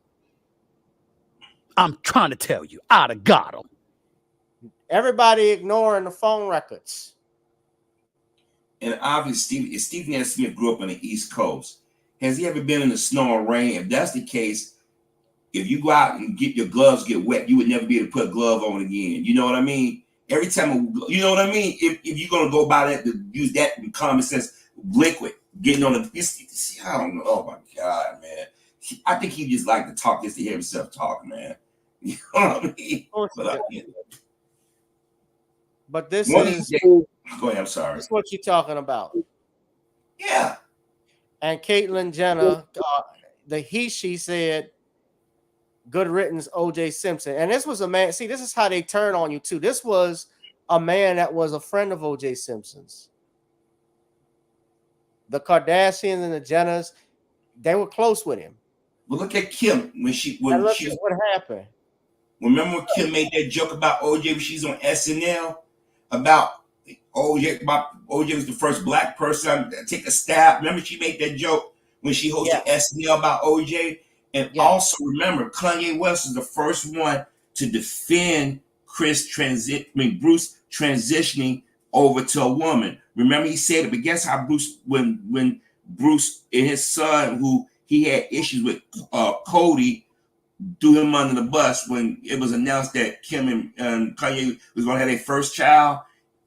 He talked about him on Extra one day when they was talking about. Remember when Kanye supposedly a fan walked up to Kim and she didn't want to autograph him, and the fan called Kim a nigger lover, and Kanye hit him, and they was talking about him, and they said Kanye got an attitude with fans, and Bruce said, Kanye, he's weird like that. But just the previous week, it came out that Bruce was transitioning, and Kanye went to defend him. That's the big pot calling the kettle black. Exactly. I'm sitting there like, Kanye defending you when everybody's making fun of your ass, but you throw him under the bus, and then today and Bruce did the same thing Bette Midler did when Joe Jackson did. They celebrate when we die. I have not heard of a black celebrity taking a tap dance when a white person died. When Joe Lieberman died last week, did anybody say we're going to tap dance with Joe Lieberman grave when he was being racist towards black folk, when he justified or dismissed the people that died in the Iraq war? Because he was a war hawk. Him and Lindsey Graham went along with John McCain. You know what I mean? When Ronald Reagan died, the black America say, oh, he died, good riddance, as racist as Ronald Reagan was to blacks. Remember, people forget he was a racist governor in California. When Nixon died, did anybody tap dance on Nixon grave? We don't do that. Even if we thought it, we didn't say it out loud. So I'm not saying everybody in the white community is racist. I don't want to talk in absolutes, but today and for the last 30 years, they've showed their natural ass. And any black person that go out here tap dance and join in, they need their heads examined. Because when they leave, they're going to do the same thing. Better yet, they're not going to acknowledge them. Look how Wendy Williams was tap dancing. They don't even talk about Wendy. They don't acknowledge her anymore. No, this is more part of Stephen Head Smith's commentary. I want y'all to listen. So, fair use, by the way. Hold on. I'm going to play back the speed just so I don't get a copyright strike. Hold on. Under the damn jail. I know that much. I believe he was guilty, but I don't know. I'm talking about based on the evidence that was placed before us during the trial, overseen by Judge Lancito. This is what we saw on national television, and by most accounts, you found yourself believing he was guilty as hell. And in the end, that's what this comes down to. Again, and he's talking about to white folks when he says that, because black Americans didn't feel that way. I didn't feel that way. When I saw it put on the glove, I knew immediately, and it was too small to fit his hand. OJ Simpson has massive hands. He wears a double X. He's got those that much. You know what I mean? Right. The athletes that I know, like my father met Larry Holmes. Larry Holmes was one of the greatest heavyweight champions of all time. He was after Muhammad Ali. He doesn't get enough shine, but I'm sure you remember Larry Holmes, Harvey. My father, Larry Holmes, came into the pharmacy when my dad was working, shook hands with my father, and he said, when he shook my hand, my dad is about 6 feet. Larry Holmes is about 6'4". His hands, when he shook his hand, went all the way up, almost to past my father's forearm. It was massive. If you ever looked at, I'm not exaggerating, it's about this size. Like that. If you went to Muhammad, look, the museum, Tavis Smiley and Cornell West were doing this Black History Museum, and you look at Muhammad Ali's boxing gloves. Harvey, Muhammad Ali's boxing gloves were the size of this. I'm not exaggerating. Over the size of this screen. So this is my hand. My hands are big, but double that. The point I'm making is that these athletes are massive. OJ, big man. So a big man walking with a limp too. That's another thing. He had been hobbled badly by arthritis from his career, which is another reason why he couldn't have committed that crime. It would have been difficult. That's why, exactly. So Stephen, but I'm gonna finish the clip. But Stephen Head Smith is talking out of his ass 2 ways to 1. Listen. You don't want to say that devoid of a heightened level of sensitivity on this Johnny particular day Cochran towards his family who is innocent of all of that stuff. They have nothing to do with it. They can't control his actions. But based on his actions that we all witnessed on trial over national television for months upon months at a time, by and large, the belief is he's guilty. So you're not going to hear nor see an abundance of people feeling a lot of sympathy for him today. You know, the Lord will deal with him. Yeah, for sure. Jack said men shouldn't open up to women because they'll use it against them. Now, he said whenever something the goes audio you're hearing too. Cam and Mace, they have their podcast. Y'all know the rappers Cameron and Mace. They have a podcast, and OJ Simpson was a frequent guest. They actually gave him some shine, let him actually get now they're gonna throw it back in your face. Do y'all agree? OJ first. OJ first. When you say open up to women, I don't know what he's talking about. Is he talking about confession? No, man, don't confess. No, I think you're right. Don't say nothing. It was your lying eyes. Yeah. So leave me out of the confession. Yeah. Oh, no confession. I got to leave me out of it. All these episodes. They're all Don't say that. from what, even when you look at it, when speaking with Dr. Johnson too, Harvey, all the stuff everybody can say about OJ, let's say you call him a coon, let's say you call him a seller, all that stuff. Something I noticed, despite all the stuff he went through, even when he went to jail for stealing his own stuff, they threw him in jail on that. That was just really on that case. That's something that could have been settled out of court. They could have actually come up with a plea agreement with no jail time if they wanted to. They played fifth, as what Carl Douglas said, they played fifth quarter because they wanted to get back at him for getting off what they think of killing Ron and Nicole. It was obvious. The judge was drinking a damn smoothie on the bench with big straws while she was during the sentencing. Like she was in her face. And it was she was prejudicial. And I remember that asshole Jim Rome defending her. I remember Judge Judy's, I think it was Judge Judy was even applauding him, and rightfully so. He deserved all this stuff. So I watch all of this stuff, and you've got to pay attention to it. And Johnny Cochran, yeah, it was an insult. What Stephen A. Smith says, he can't hardly insult me what he says because I don't pay attention to his crap. But I wanted to put that up because he made that remark, and the way he said, God has him and judge him at the end of the day. All of us got to be judged by God. You better not think that you're going to get a pass because you think the other man is lower than you or did something so dastardly or you didn't do nothing. God judges us all. And the bottom line is you weren't there at the crime scene just like me. In America, we have something called the presumption of innocence, and that presumption remains intact. Even Mike Wilborn, I was listening to Mike Wilborn, and he made a remark, well, they say he's innocent, whether there's two different sides. People think he's guilty and people think he's innocent. There are people who say he's innocent. Well, I'm going to stop short of saying innocent. I won't say that, but I'll say believe he's innocent.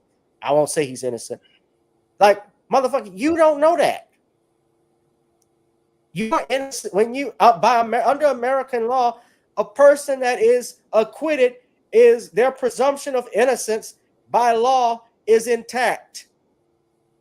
Bottom line, point blank, period. You don't like it, move. Like you used to say in the 60s. They could tell us when our parents would protest. The American way. You either love it or leave it. You don't have to like it. Well, I think that what bothers me is how black people, whether you think he did it or not, you get in public and you tap dance like Stephen A. Smith and like you trying to prove to white folk, Massa, he did it. I think he's guilty. Look, when they got people on camera doing dirt, they give the benefit. Now look how they try to rebrand those men and women that stormed that Capitol as freedom fighters, as innocent, as victims. They killed police officers. They broke windows, vandalized. You see what I'm saying? And but OJ Simpson, y'all got no video. Y'all, the evidence was tainted. Mark Furman couldn't even say that the evidence that he collected was clean and clear, wasn't tampered with. That right there is a tell. And you say you was 8 years old and you have a better memory than Stephen A. Smith. I was 18 and I remember that case. I remember the DNA saying that that chemical that was found in that Harvey just sounded like Stephen from okay. You know, but that chemical that's found in blood, you know what I mean? A lab. If we can remember all those things, all them clips, either people don't have a bad memory or they just scared to say how they truly feel about it. You know what I mean? And like I said, I gave Fred Goldman more grace than I really should, considering the things he and his daughter has said directed towards the Black community. You know what I mean? Because they have said some insulting things to us about our intelligence. You know what I mean? Yeah. And the thing is, they've had almost 30 years to change the narrative about that case. Like I said, I challenge the networks. Since we got 24-hour cable stations, since we got streaming services, or won't they what they do, but they're not going to do it. Won't they say, since you guys are curious about the OJ Simpsons, they like to talk about it. Why don't you say we're going to dedicate a channel to showing all that footage of the OJ Simpson trial, all the coverage, warts and all. They won't do it because a lot of it is racist. A lot of the questionable things that people said that they were like, hey, that's racist. Hey, you guys said that. You guys came up with this. Like Jeffrey Toobin, he created the term race card. That's an insult. Because if you were a Jewish person and said, hey, that's the Jew card, you're anti-Semite. We the only group of people, huh? I was trying to see if you were still there. You cut out for a second. Can you hear me now? Yeah, I can hear you. And I was saying that Jeffrey Toobin coined that term race card. If Black Americans came up and said that you playing the Jew card, they would call it anti-Semitic, right? A lot of questionable terms and phrases was created because of that trial. We hear they start using the word N-word. I hate that word. If you're gonna say the word nigger, just say it. Say it. Just say how you feel, and we'll take it from there. You know what I mean? Because y'all buy it, and when it's in rap music, y'all consume it. That word. You know what I mean? Yeah. Why be selective? I mean, that's just me. But I'm sorry. It's all right. This is the article I wanted to share with you all about how Brentwood Ice Cream Parlor manager says Nicole, her children, and a man visited the shop the night she died. So this was on a night I gave the wrong date. I said June 6th. It was June 12th. But what they stated is that adding details of the last hours of Nicole Brown Simpson's life, the manager of the Brentwood ice cream shop said Sunday that the ex-wife of OJ Simpson stopped in with her children and a young man for a snack sometime on the evening of June 12th.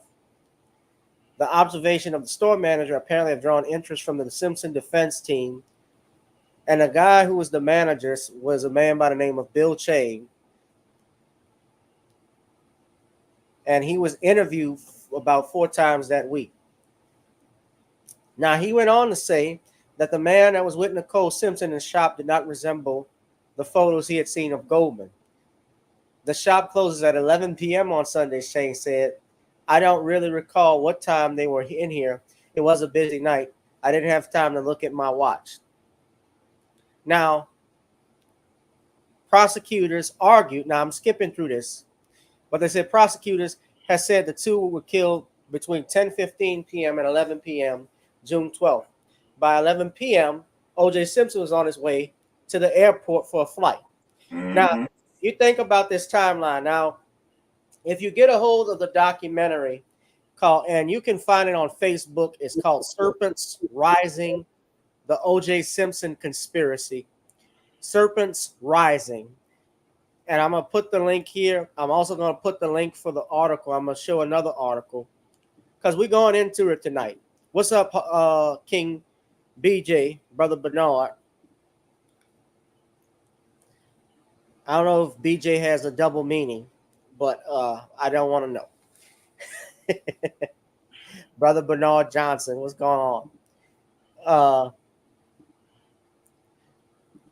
I think Bernard, if he did that, he'd have a successful career in porn. King BJ. Okay. I'm just kidding. But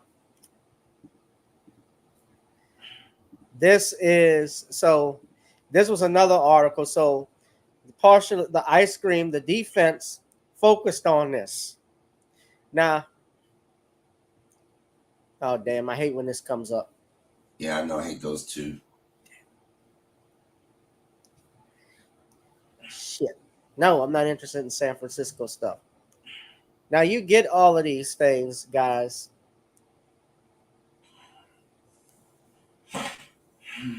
And also, don't forget the time the restaurant to close what Ron worked at and the distance from the restaurant. Also right. Take into account.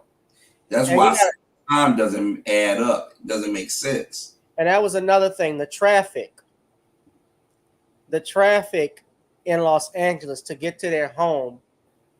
They were doing a lot of construction out there on the field 405 in Los Angeles. To LAX. That's what I'm saying. It's no way OJ could have did all that. No, I'm talking about for Nicole Brown Simpson and her parents when they ate to that restaurant. Yeah, that's what I'm saying. But for OJ to get from his house to her house and all the stuff that she did prior to the murder, it was just too much stuff going on. Right. And let's not forget also, there was a recital. So everybody says, so the motive is that OJ Simpson kills his wife out of jealousy because she was messing around with other men and he was controlling and possessive of her. But we forget that Nicole Brown Simpson, there are letters that she sent to OJ after their divorce where she wanted to get back with him. We also remember that night, it was a recital that Sunday for his daughter. His kids had a recital. And they was together as a family already. They had video of him walking out happy. Smiling. So you're telling me, and let's not also forget, he went out to McDonald's with Kato Kalin. And that punk who's been in the news basically throwing him under the bus. Now he posted a video about his condolences. But Kato Kalin, they went to the McDonald's to break change he needed for the airport. So you're saying after he had a hamburger and a smile, he decides to kill his wife and her friend by accident. And supposedly he went back, they say, to get the glasses that she left. Her mother's I think her mother or sister's glasses so she could give to him. And people forget OJ was dating somebody at that time too, or seeing somebody too. Yeah, and he was messing with a lot of women, a lot of white women. And then she was seeing somebody, multiple people. Right. And one of those guys allegedly she was seeing was the serial killer. I'm trying to remember his name. People in the chat might know. But if you read Dr. Johnson's book, Double Cross for Blood, they tell you about it.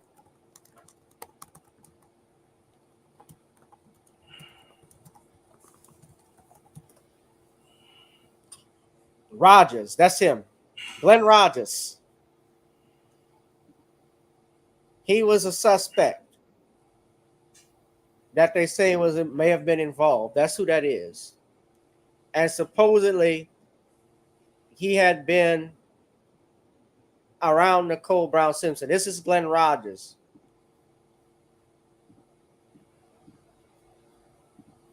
That's him there.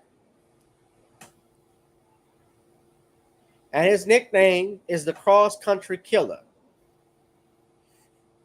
because he was convicted for murdering 2 women in Florida in 1997 and the second in California of June in 1999.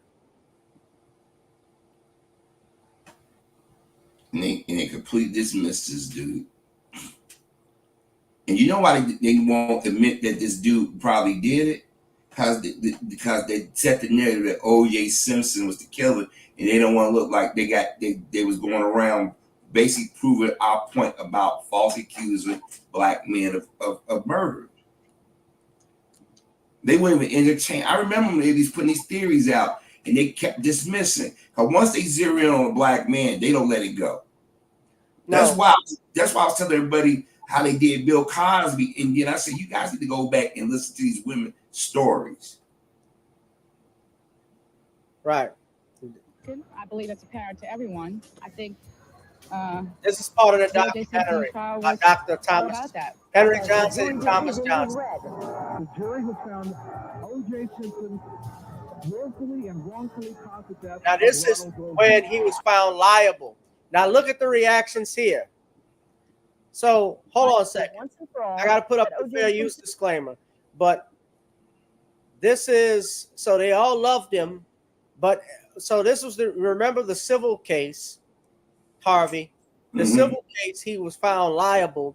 Now the difference between the criminal and the civil case is that there's a different burden of proof in a criminal case. The bar is much higher. It's beyond a reasonable doubt versus a civil case. It's preponderance of the evidence. And keep in mind, they had an all-white jury. And at this time, O.J. Simpson didn't have the legal team that he had in the criminal case.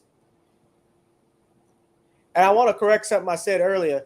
Judge Edel also was another person, him and F. Lee Bailey, they were the only ones that didn't make money off this case.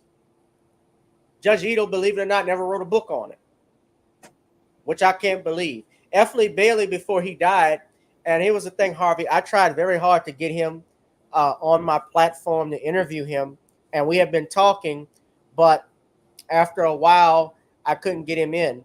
And unfortunately, like even not too long after that, he passed. But you should also read F. Lee Bailey's book because F. Lee Bailey has been adamant O.J. Simpson didn't do this. I don't know. 422-128 claims if there'd been a big frame up. 100% not guilty. Who claimed OJ? I don't know. Best of luck, man.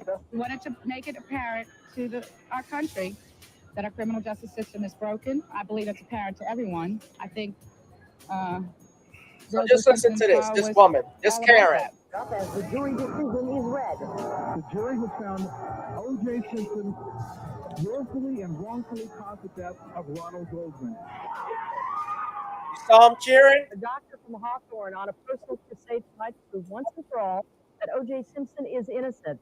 He is speaking out about the evidence that he claims will set the record straight. Channel 4's Patrick Healy is here now with a closer look at this man's passion. This is Dr. Johnson. Patrick. Far from O.J. Simpson's upscale West Side, you can find his Crusaders office here on Hawthorne Boulevard, but only if you know to look in the storefront without a sign. Yet once inside, your eye is caught by the posting that proclaims constitutional perversion destroys O.J. Simpson. I want the truth to come out because For Henry S. Johnson, MD, Simpson has always been a hero, and he followed Simpson's trials closely. Apart from having a medical clinic to run, Dr. Johnson thinks of himself as an armchair detective, his curiosity piqued by the autopsy reports of Ron Goldman and Simpson's former wife, Nicole. He reached different conclusions.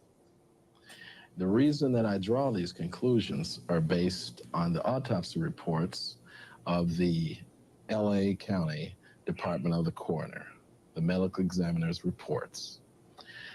The medical examiner reports indicate that 2 separate knives were used. One, a single-edged knife, similar to this buck knife here, your standard single-edged knife, very sharp on one side, as well as a dagger, a knife that has 2 very That's sharp the knife edges. that killed Goldman. Did you form an opinion as to whether or not a single-edged knife could have caused all of the sharp force injuries received by Ronald Goldman? Yes. What is your opinion? A single-edged knife could have caused all the injuries of Ron Goldman. Did you see any wound that told you there must in fact have been at least a second knife? No. Did you see any wound that could not have been inflicted by a single-edged knife when you looked at the 2 cases together? No. Now, I want to say something. That coroner, Dr. LaShaman, I got to point out something very important. He seemed like a man that knew what he was talking about, except one thing, Harvey, that they don't mention. That man was not the one that performed the autopsy on Ron and Nicole Goldman. The man we just saw. Mhm. This man was the autopsy technician, and he testified at the preliminary hearing. Now, this guy you're about to see, this is from the preliminary hearing. So there's a preliminary hearing, and then there's a trial. A preliminary hearing is when they put on evidence like a preliminary examination to see if there's probable cause to move forward. All right. Then, if there is, 95% of the time the judges find there is, they'll move forward, and then it'll go to trial, and that's set at a later date. Because remember, this trial this whole case from June of 1994 to October of 1995, over a year. Think about that. Mhm. But this is the autopsy technician that performed the actual autopsy. Hold on. Findings that there were 2 types of knife wounds are. Let me rewind it a little bit. The guy. Cases together. No. Regarding the knife wounds. This is Bob Shapiro, cross-examined. Findings that there were 2 types of knife wounds on both victims.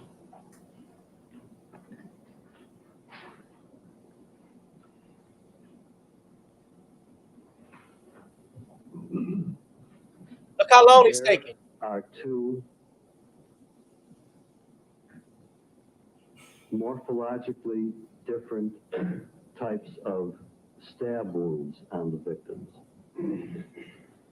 Namely, some of the stab wounds on the victims are indicative of a single-edged blade for the reasons that I indicated.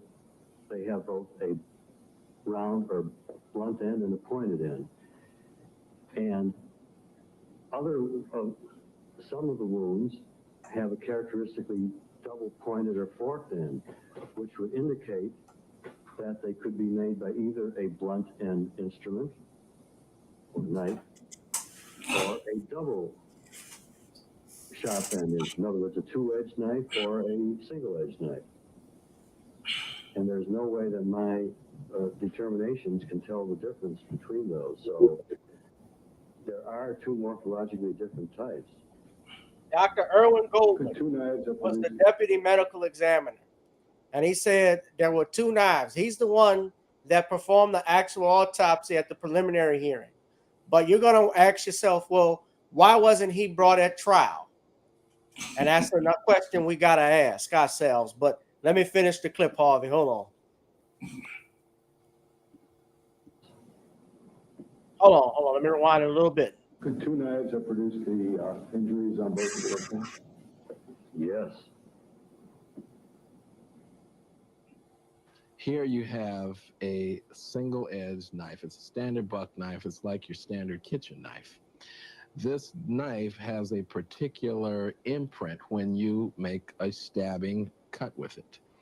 When you stab with this knife, the hole looks like a little flat slit. The length of the hole is about the width of the knife, and on one of the edges of the hole it tapers to a point which corresponds with the sharp edge of the blade. On the opposite side of that stab wound, you have a blunted or a squared off edge, which corresponds with the back of the knife. In other words, when you look at the hole, it seems like it's a little flat triangle or a little flat wedge. And based upon the direction that that triangle is pointing, that shows you the direction of the sharp edge of the blade is facing.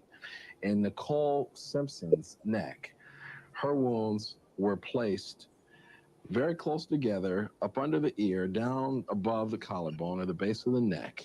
And she had at least 4 deep wounds in this little area right here, with the wedge facing over her shoulder. That is consistent with the sharp edge of the knife facing back, and you can see it is readily easy for a lefty to reach in, slash her throat, and reintroduce the knife into her neck right here 3 or 4 times. Now, if a lefty or a southpaw approached his victim from behind and he reached in to muffle her, he could cross over with his knife and cut deeply, slicing in a natural manner as he brought the knife from the right side of her neck across the midline and pulling out before he cut that muscle. That is a natural pathway for a lefty to do this. I want you just to stand aside for 1 second, and I will show you. Just going through the move, reaching in, wham, boom, boom, boom. It's like that. She's dead in 4 seconds. And it doesn't help matters when a celebrity like OJ Simpson can get away with double murder. Now, it is my contention that Mr. Goldman was killed with a knife very similar to this. It's a dagger. It's a 2-edged knife. It's very sharp on both sides. It has its characteristic imprint just as the single-edged knife does. Right. And usually when you see the knife wound of a dagger, because it tapers on both sides, you would anticipate finding tapered wounds or tapered ends on both sides of the stab wounds. Well, the wounds in Mr. Goldman's body were noted to be tapered. The majority of them So it's more than one person, ragged, suggesting there was either movement or That's what Dr. the Johnson knife just didn't cut the flesh as smoothly as I'm not a I'm forensic describing in pathologist, but the point even I figured that one out. Remember, I said it earlier.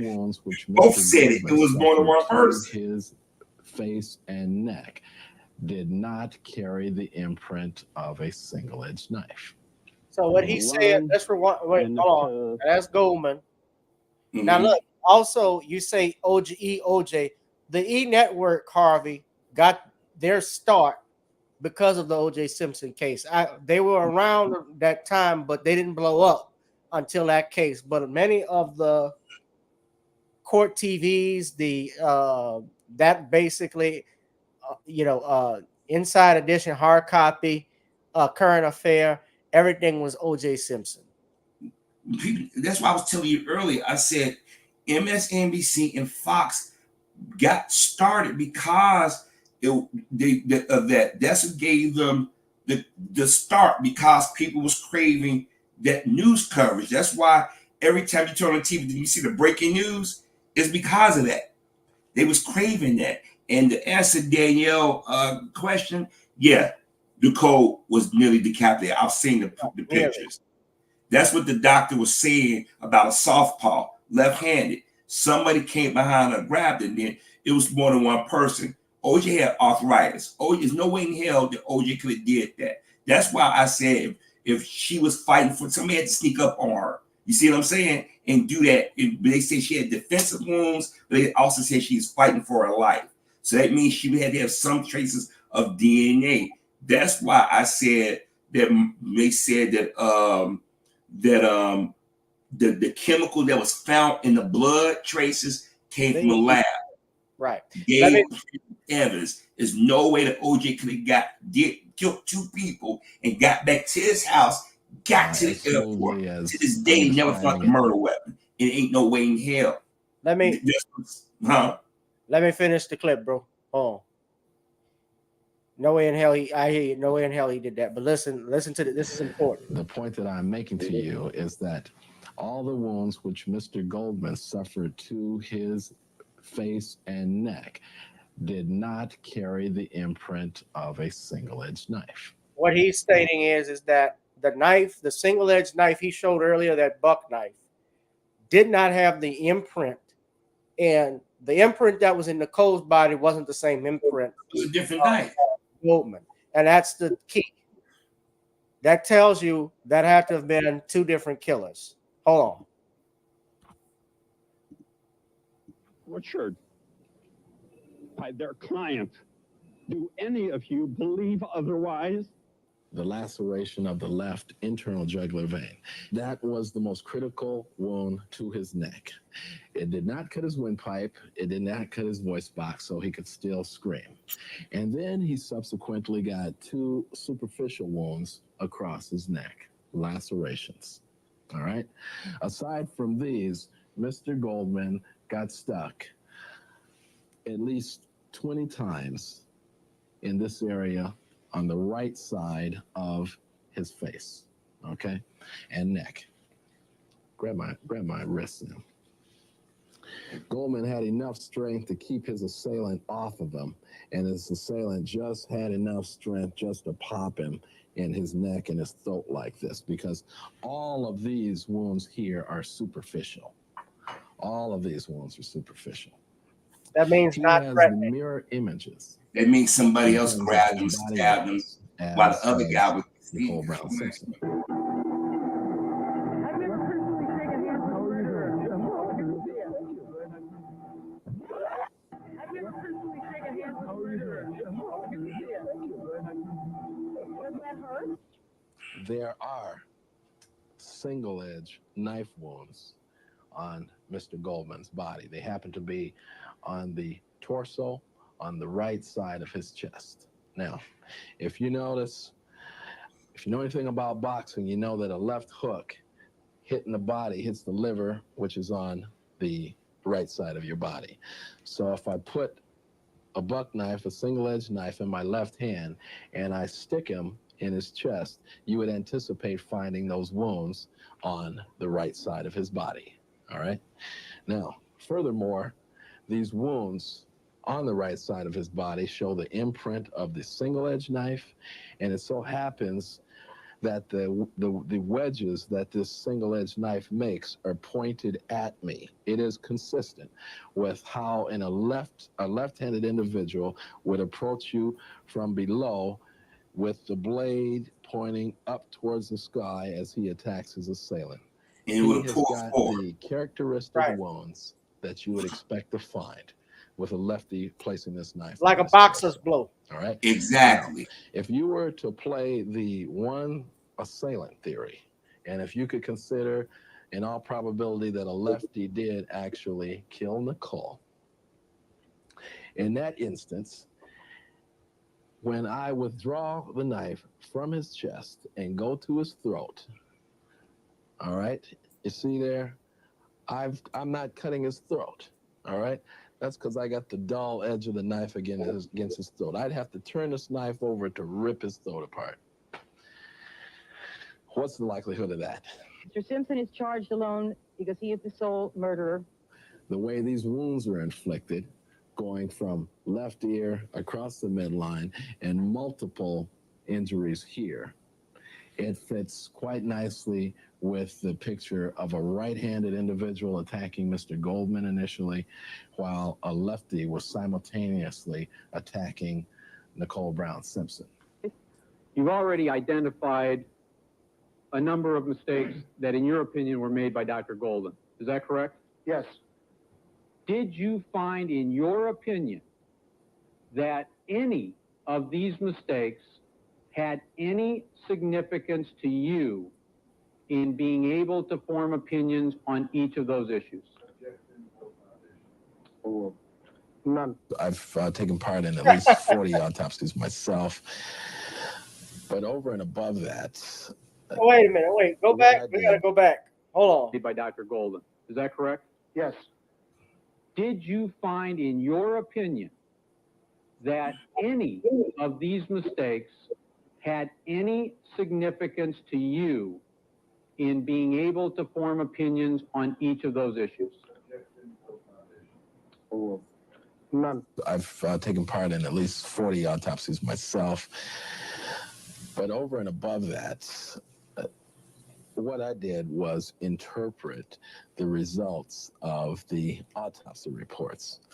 Now, bear in mind, the autopsy report is the way in which the pathologist communicates his finding to the clinician, an internist like myself. Okay, so the writings of the pathologist are there for my education. Okay, all right, and I happen to. Let me pause. Let me also say, guys, if you love what you see now, we got 75 people in this chat. I've seen this going up and down. Make sure you're dropping something in the Cash App, please, at the ticker below. If you love me for my time, pay me for my time. Hit the Cash App, the PayPal. If you're on Rumble, as you know, Rumble now, and I put my link in Rumble, we are monetized, so you could donate to this chat in that at the Rumble account. YouTube has us on a shadow ban, but you can donate in Rumble. So please feel free to do so. But I'm going to play a little bit more of it, and then I got one more video, but we'll get Harvey in. The autopsy reports of Dr. Irwin Golden, the LA County medical examiner who performed the autopsies following the murders of Ronald Goldman and Nicole Brown Simpson. Okay. However, it just so happens that my findings do not concur with Dr. Lakshmanian's findings, who testified during the criminal trial. How would a discrepancy like that occur? I understand that the DA had pronounced they had a suspect within 24 hours after OJ arrived back from Chicago. And what troubles me is, did the medical examiner tailor his testimony to fit the suspicions of the district attorney's office? That is correct. Did you see any wound that could not have been inflicted by a single-edged knife when you looked at the two cases together? No. Could two knives have produced the injuries on both of the victims? Yes. And Dr. Lakshmanan has just testified that in his professional opinion, a single-edged knife could have been used to cause all of the injuries to both victims, and that the cause of death both to Nicole Brown Simpson and Ronald Goldman was multiple sharp force injuries. This contradicts the earlier statements made by Deputy Medical Examiner Irwin Golden, specifically those statements made in his testimony last July, where Dr. Golden said he believed that one or more knives could have been used. Dr. Lakshmanan said that one knife, a single-edged knife, was capable of causing all the wounds, although he was not able to exclude a double-edged knife being used in some of the wounds. He said that some of the wounds could only have been inflicted by a single-edged knife. The cause of death. But here's the thing. He wasn't the one that performed the autopsy. That's that, and I'm going to point something else out. And y'all going to think I'm being paranoid, but something I've been talking about in my videos lately. Notice the ethnicity of the guy. That's a big tell too.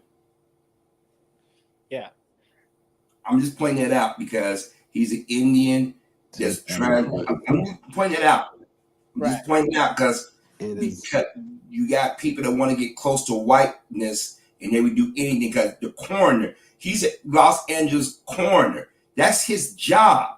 Why are you going to dismiss him that does that every day versus somebody even perform the autopsy? Well, because remember this, Harvey, the medical examiner's office is what? Is county. So they work with who else? The district attorney's office, that's county. So the district attorney's office, the coroner's office, the police department all work essentially as one body. Different departments, just think of it like that. But when it comes to criminal cases, on their team, that's basically what it is. Correct. Two people did this. It was the testifying medical examiners contention that one person did it and that person was right-handed. Now, bear in mind, one thing unusual was that the coroner who actually performed the autopsy did not testify during the criminal trial. Correct. Usual or unusual? Well, it's odd, but be that as it may, Dr. Lakshmanian had the same medical records at his disposal as I had at my disposal. So we both essentially reviewed the medical records. Could 3 single-edged knives and a double-edged knife have caused all the injuries? That's always a possibility. Could 3 single-edged knives and 2 double-edged knives have caused all the injuries? That is always a possibility. So after 8 days, there's only about 4 facts that you can tell us within a reasonable degree of medical certainty that can help this jury in reaching an opinion. My question, I want you to listen to this question very carefully. Can you tell us, as a doctor, as a scientist, and as the chief medical examiner of one of the largest counties in the United States, that within a reasonable degree of medical certainty, you will put your reputation on the line that one single-edged weapon was responsible for all the injuries to both victims in this case? I can't say that. Did you ever become actively involved in the autopsy of this case? Listen. No, I never was actively involved in the autopsy of this case. Dr. Golden sick? No, he's still working in the coroner's office. Is he on vacation? No, he's not on vacation. I told you he's working every day in the coroner's office. You would expect, as the person who is in charge of this medical office, that a doctor who performed the autopsy, who was not sick, not on vacation, not doing other things that would prevent him from coming to court, would in fact be a witness, would you not? Could you repeat the question again? Is it the practice of the coroner's office that you supervise that the doctor who performs the autopsy, when otherwise available, testifies? That is correct. How many cases has Dr. Golden testified in criminal court? Many times. How many? 10? Oh, hundreds of times. And as a result of that testimony, Yeah, they fake. They know they messed up. How many times this year have you testified when the doctor who did the autopsy was available? Never. How many times last year did you testify when the doctor who did the autopsy was available? Never. How many times since you've been the chief medical examiner for the county of Los Angeles have you testified when the doctor who did the autopsy was available? I don't recall a particular instance. All the times I've testified is when the doctor is, correction. I've testified, I think, once or twice as a reinforcement to my doctor who's already testified. But to answer your question, no. He just got caught lying. This guy basically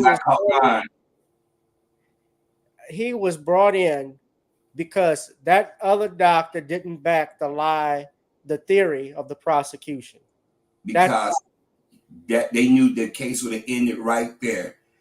This proves what I've been saying in my commentaries for all these years, that the media changed the narrative. So you have people thinking that OJ did it. Because I remember, I knew I wasn't dreaming that all these things was being said, because every time the trial, they thought they had something. I'm like, I was watching the trial. By the time it got to the shows in the evening, they would say sometimes like, they didn't say that.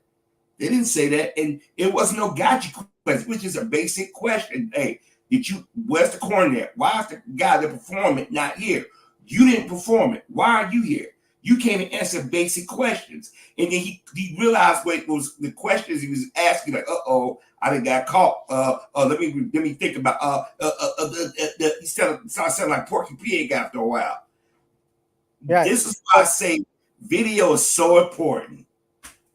And look, this is actually online. I mean, there's the OJ Simpson trials, if you can find them They've been on YouTube before. They've showed it, but I'm gonna finish something up real quick. I guess I don't want to play. I could play the rest of the video, but basically, it just goes to what this part is.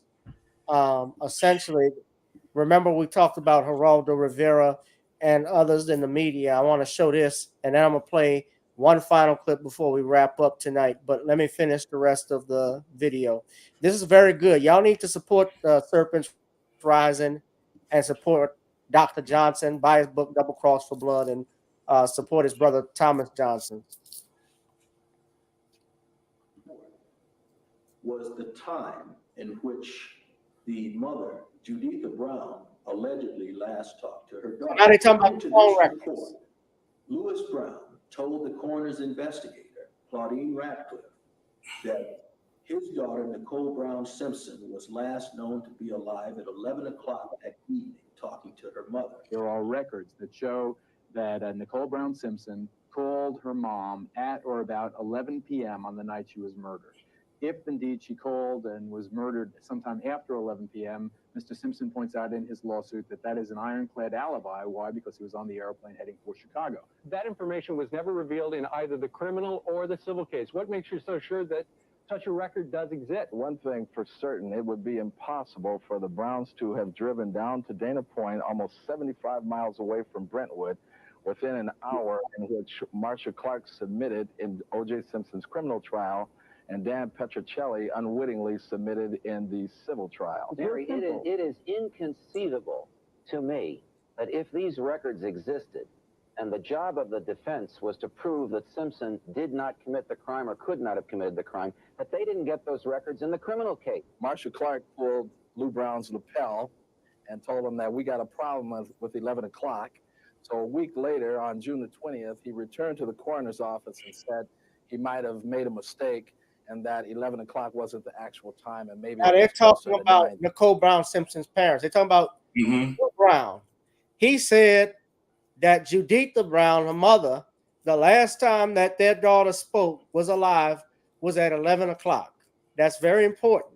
And what Dr. Johnson is saying is that when he gave that time, Marcia Clark shit her pants because if you have 11 o'clock, it's harder to prove murder, that O.J. Simpson was the murderer, because he could not be at two places at once. He's already going through the airport gates and on a plane to Chicago.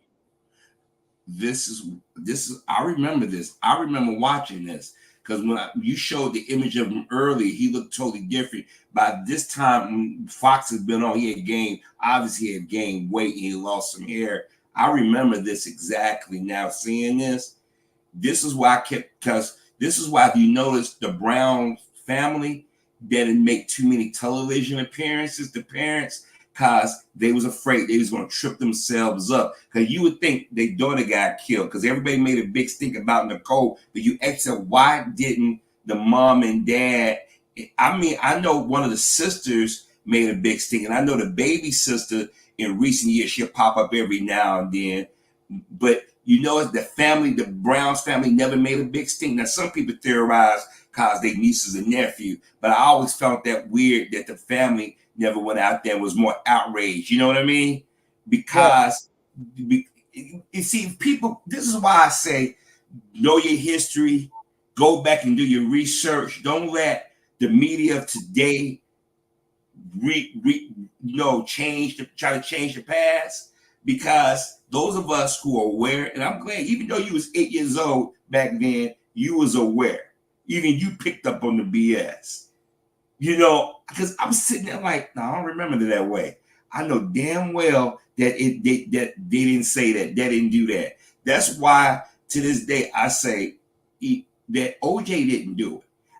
I think that what happened was, like I said, this is only my theory. I think that OJ, when they found the bodies, just they either went to OJ house, you know, those Bruno Mali shoes. They could have planted that blood, you know, you know what I mean? Because when Mark Furman went, he said he pleaded the fifth about planting the evidence. That's a big tell right there. You know what I mean? If you didn't plan anything, you would say, I never planned anything. And I've been firm with it. Why would you plead the fifth on that? You a deputized police officer. Why would you plead the fifth? Because he did it. Ridiculous. Marsha Clark and company said the phone call was made at 9:30. The last phone call was made at 9:37. You're saying it was 11 o'clock. Robert Shapiro says 10:37, if I'm correct. How hard is it to get a phone record? We've been to state court, federal court. We're probably going back to federal court because the matter was unripe. The GTE in California is claiming that under the California Look public at safety law, already. She's always somewhere with a black a man. consumer's telephone records, that a court order is required, and in addition, the consent of the party. Number one, the Browns' phone records were subpoenaed by the people of the state of California.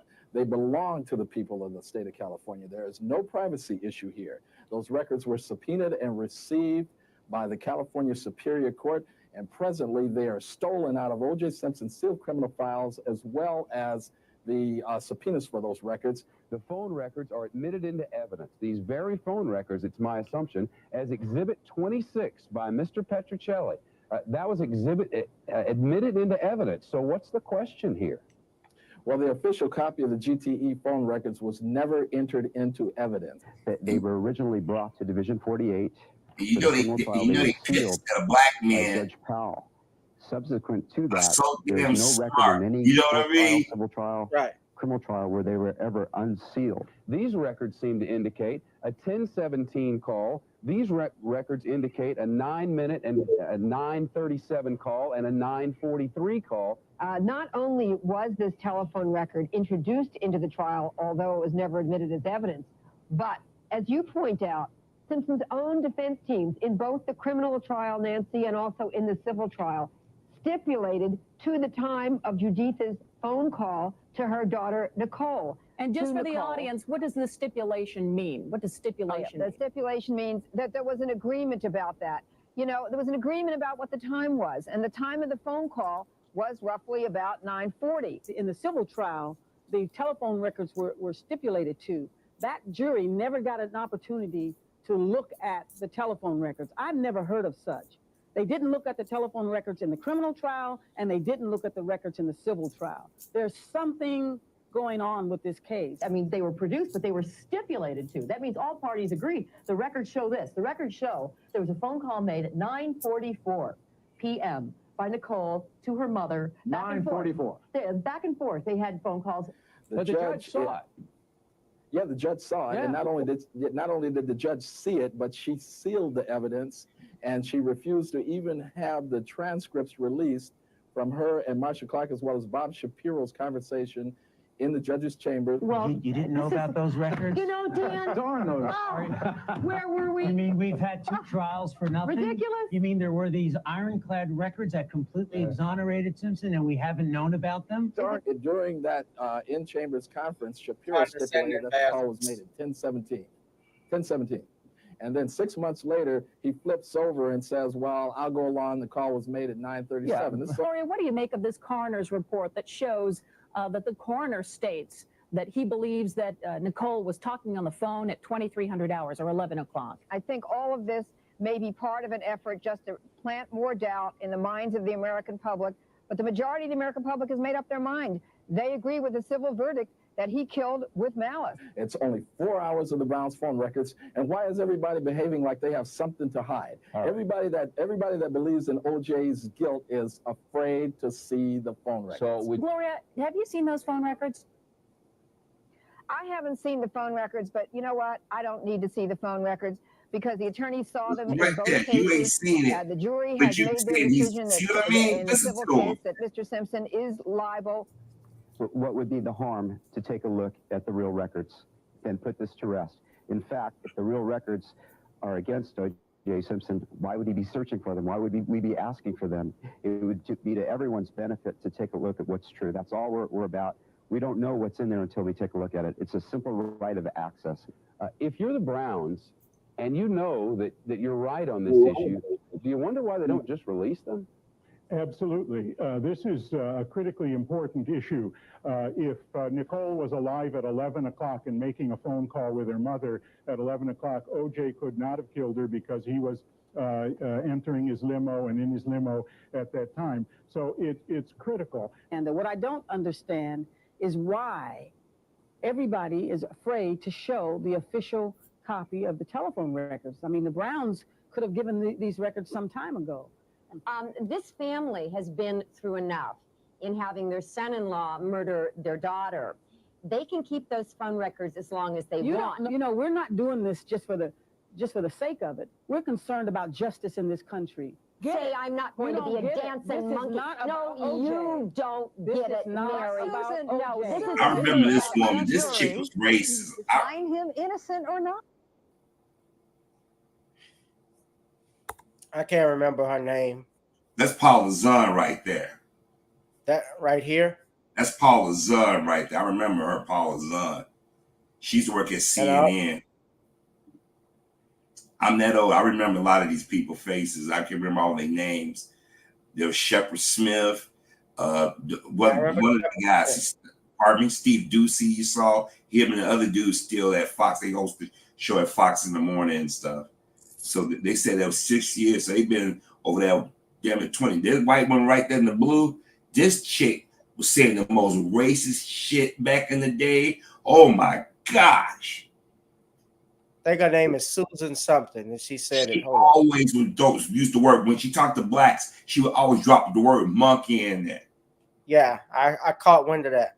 Yeah, she would always drop monkey in You are there. absolutely right. We have to live with that verdict so that he can go and live in his. OJ. Well, oh, yes, it is. about OJ. Mary, this is about OJ being able to live in his white world. Why You heard she said white world? the court system help cover up You heard she and said? keep from Yeah, of Mr. course I heard. Simpson She the racist telephone bitch. records which would prove his total innocence. Friends, what this case really is that OJ would like to return to what he perceives to be a white world. Go back and Well, live we know in racism Brentwood. won't Well, allow excuse that. me. Well, excuse me. You know, I'd like to know why OJ only will date white women and not black women. Does that trouble you at all, Mary? No, it I mean, does if this, not. oh, okay, That's well, Freedom of choice. well, But then I I tell you, agree with yeah, you, but then What why problem do you have with that, Susan? What? That has nothing to do. What did I tell you? What have I been telling y'all in my videos? I remember this. They were trying to manipulate black women. The media made this divide.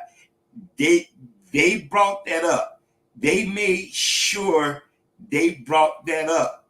That's why Marsha Clark, that's why they got Christopher Darden on the trial. They didn't want it to be an all-white prosecutor. They got Marsha Clark and Christopher Darden was dating, but they brought Christopher Darden. Remember, Christopher Darden was crying. He went harder. And then today they made like the black community was picking on Christopher Darden. Christopher Darden was talking all kinds of shit about the black community. He went on Oprah and criticized us. But that white woman, she was talking all kinds of stuff about the black community. Why are black women standing with OJ Simpson? Your black men are disrespecting you. I've been telling y'all for years. I remember all this. So for the last 30 years, they've been selecting bits and pieces, and they've been programming people. This is why when I see black Americans flip and doing what Stephen A. Smith and a lot of people have been doing, I've been saying, you guys, you need to go on social media. But see, YouTube have purged a lot of these videos, and CBS, NBC, ABC, CNN, and Fox won't dare play all them clips in their entirety. They won't. Just like when they keep saying Farrakhan is anti-Semitic. Remember when Fox Soul was gonna play that speech, and old boy at CNN, Tapper complained, and they scrapped it. I said they would never play the things they supposed to play in entirely, because you got to keep that narrative that OJ Simpson is the murderer. You just played some of the clips. If people saw that in its entirety, they're gonna say, wait a minute. We never saw that. Oh, damn. I didn't know that. Oh, I forgot about that. And it'll put doubt in their mind who killed. Because if you, that coroner, Mark Furman, the coroner and all that stuff, that will put doubt that OJ did. That's why I said I never bought an OJ Simpson doing it. I really, It just never add up. It doesn't make sense. But maybe Harvey, I'm just using logic. I'm gonna play this. This is our last clip. I'm not gonna play the rest of the film because I know been on for a long time. Gotcha. But I'm gonna play this clip because this was the highlight for me. This is what made me want to be a lawyer when I saw this brother give an excellent closing. I was thinking The late Johnny last night Cochran. about this case and their theory and how it didn't make any sense and how it didn't fit and how something is wrong. It occurred to me how they were going to come here and stand up here and tell you how OJ Simpson was going to disguise himself. Was going to put on a knit cap and some dark clothes, and he was going to get in his white Bronco and this recognizable person and go over and kill his wife. That's what they want you to believe. That's how silly their argument is. And I said to myself, maybe I can demonstrate this graphically. I'm going to show you something. This is a knit cap. I'm going to put this knit cap on. And you've been seeing me for a year. If I put this knit cap on, who am I? I'm still Johnny Cochran with a knit cap. And if you look at OJ Simpson over there, and he has a rather large head, OJ Simpson in a knit cap from 2 blocks away is still OJ Simpson. It's no disguise. It's no disguise. It makes no sense. It doesn't fit. If it doesn't fit, you must acquit. It reminded me that there was testimony early on that Detective Lang had refused basically to pick up a knit cap inside the Brown residence that was shown to him, I think, by some of the lawyers and one of the investigators on that date, because these are fairly common. But they don't really disguise anybody who's noticeable, do they? And although I was the guinea pig here this afternoon, if you were to put a knit cap on, how's that going to disguise you? We've been together. I'd know your face anywhere now, and you'd know mine. And the people in Brentwood, in West Los Angeles, would know OJ Simpson. They know his car. They know him. That's where he lives. Even the prosecutors say he's so famous that he can't go anywhere where he wouldn't be recognized. If it don't fit, want to finish it, Harvey? You must acquit. That's it. This is why some people, you hear my voice, I get passionate about it because, I get frustrated with people's stupidity. And you often hear me say, step back and observe, listen. The media dictates who's guilty, who's a victim. Just like for years, I kept telling people the whole thing of Bill Cosby was a witch hunt. I told you guys the thing with Michael Jackson don't sound right. Now, I never met these people. I never met OJ. They can very well be what people say they are. But when you sit back and listen closely and listen to what the people said, just a few clips you played prove what I've been saying. They got cocky. The police department got cocky. The lawyers, Marshall Cochran got cocky. How can you just miss the coroner, the guy who's trained to do, they know what kind of cuts, they know the angles of the wounds, you know what I mean? Yeah. They know OJ Simpson had arthritis. They know ain't no way in hell a 40-something-year-old man is going to be able to handle a 20-something-year-old man easy. Remember, they said that nobody screamed. How can you attack a woman and the guy just going to stand there and let you kill, stab her, and not run or scream? You know what I mean? But yet, he was there already with Nicole. That means somebody had to be, more than one person had to be there. You see what I'm saying? In order to cut somebody's throat, that's muscle, that's tissue. That's not easy to do even with that knife. You see what I'm saying? So even with my little knowledge I got, I know that. You know what I mean? But maybe it's just me, bro. I don't know. Yeah.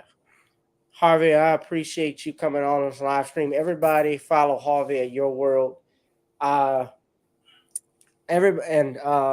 sure he's going to be dropping a video, but support Brother Harvey by going to his YouTube channel. Support me.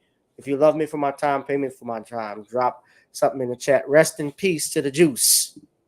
because he is a legend, whether they want to accept it or not. And we're not going to let white folks dictate who we support and what not. And especially, it's not even, and if we're going based off facts, the facts indicate that the man didn't do this, period.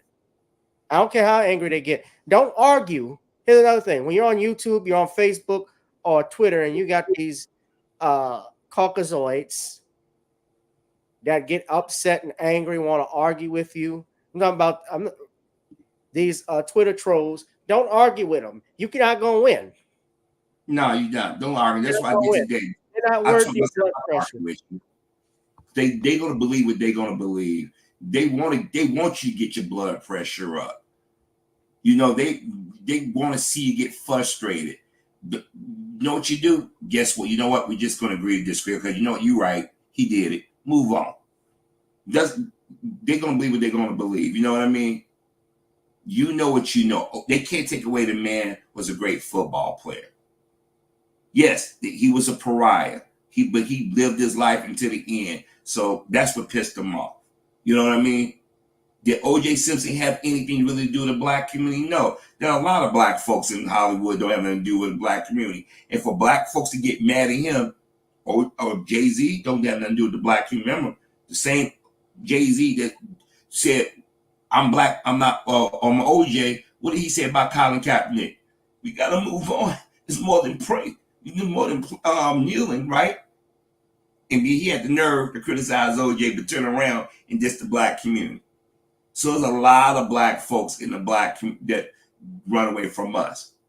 So before we start passing judgment, understand money does things to you. OJ, see, look at this picture of Nicole. Look at the dude. Look right here. Look at the men she's surrounded around. Look what they doing. She was no angel, folks. Yes, she was murdered. Nobody deserved to be murdered, but she was no angel. And Fred Goldman making it like him and Ron had the best father and son relationship. No, they didn't. No, they didn't.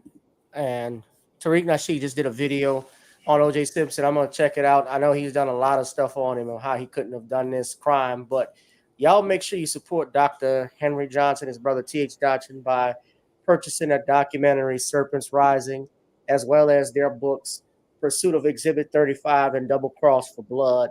Get Steve Singulair's book, The Legacy of Deception.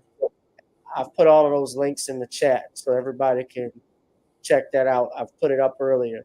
So if you get a chance, just go ahead and do it. Mods, if you see the links, go ahead and set them up as well. Repost them. All of my mods. About Norman Lear, man. I really get a chance to talk about the Norman Lear thing. No, we did.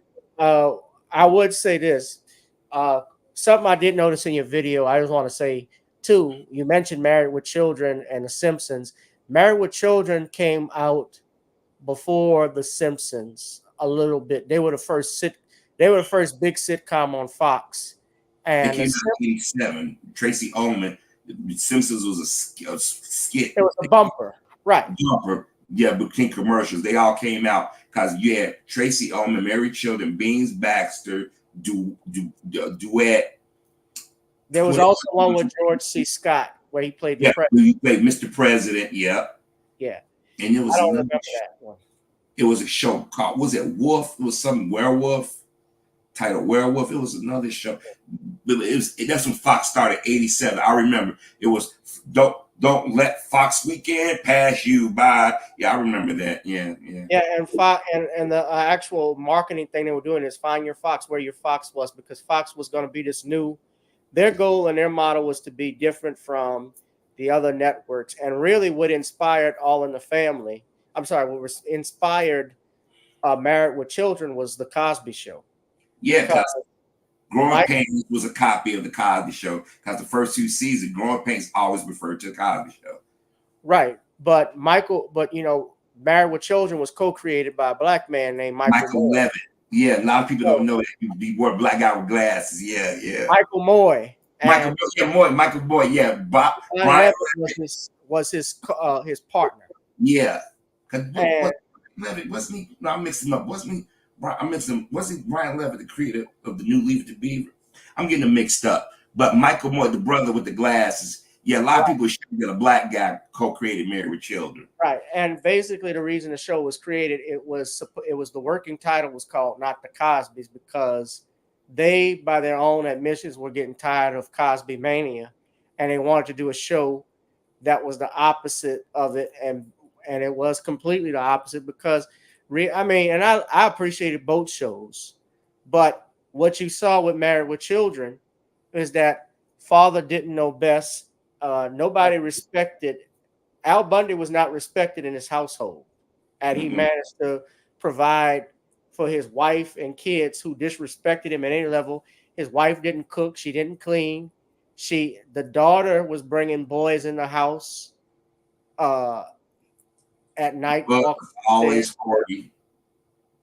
Right, and and Al Bundy was like, it was just miserable, and so a lot of Peg Bundy, it seemed like she didn't really love the man, although in her own way it looked like she did, but she didn't care. Like, she was not wife material. It was a mistake for him to marry her. Period. But and her it was bun buns. All she ate was bun buns. and watched And I'm Oprah. saying the biggest character that changed was Marcy. That Right. was the biggest character change. But I'll tell you this: if it wasn't for black viewers, Fox wouldn't survive, and we would never got the Fox News station. Right, because what Fox did, they brought in Martin in Living Color. Young Undercover, Living Single, Rock, South Central. Right, I remember those shows, and a lot of those shows didn't last but 3 years. Like Rock lasted 3 seasons. Martin and Rock was, even though Rock was a garbage man, Rock had a lot of drama on it. Like when he got stopped by the cops. It was the first modern day dramedy. Right. And they did it live on one of the seasons. They did it live, and they inspired ER to go live because people forget Charles Dutton and them, Rocky Carroll, and the guy that played their dad, and Ella Joyce. They were stage actors. Right.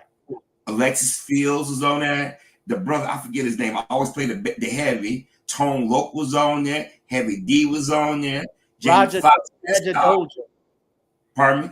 The guy's name was Roger Doja, Badger Doja. He died like in '99. He was the big, tall dude with the deep voice. He was in. He was on there. Clifton Powell. He's go-to guy. Invoke something, theme song, and everybody remember the famous rock kick. You know, he did that kick. Ella, Joey. I don't know. Come on, Ella. You know how I am, Ella. You know. You're supposed to be helping me paint. Come on, Ella. He said, I found something on my route today, Dad. Come on, Rock. Yeah, I got my horn, Rock. I got a new gig today. Come on, Rock. I was at the hospital today. That was the show. I wish they would put that on DVD or Blu-ray, but they won't do it. They won't even put it on streaming. No, that was a good show. I loved New York Undercover too. Before I found out Malik Yogurt was Milk Yogurt. Malik Yogurt was too. Oh, he is too? Oh, yes. And I remember, I forgot that he was on Fame back in the day. If you go back and watch Fame, you're like, oh, I can see it now. Get that. He was in the Beat It video. Yeah. Him, Wesley Snipes was in Bad. All of them, they all got their start somewhere. But Michael Della Rivers over it. Yeah, he too. He came out. Yeah, they wait till they get old. Don't be surprised Dwayne Wade come out and do a Bruce Jenner. I'm waiting for that one. Yeah. Remember? But Living Single, which they ripped Friends off from that. Friends ripped off Living Single. Well, they was on the same lot on Warner Brothers, and Kim Fields' clothing, the wardrobe, Fran Dresser, they used it for it's a video that anything Kim Fields wore, the wardrobe person gave to Fran Drescher. It's a video. Go to it. You're gonna like, oh my God, everything Kim Fields wore, Fran Drescher wore. Your mouth is gonna drop. Most of the TV shows they copy. Yeah. Norman Lear was yeah, Norman Lear got credit for stuff he didn't create. And basically what he did, he adapted many of those TV shows like All in the Family and Sanford and Son. A lot of people forget they came from England first. And he adapted an American like Sanford and Son was actually Steptoe and Son, and All in the Family was Till Death Do was Part. And they did that in the 70s with a lot of the shows because even Three's Company was based off of a British show, Man of the And it House. was a part of his production company. Right. Now, I don't think Norman Lear had anything to do with that one, but I think No, Three's Company, they were part of his partners, it was a part of his production company.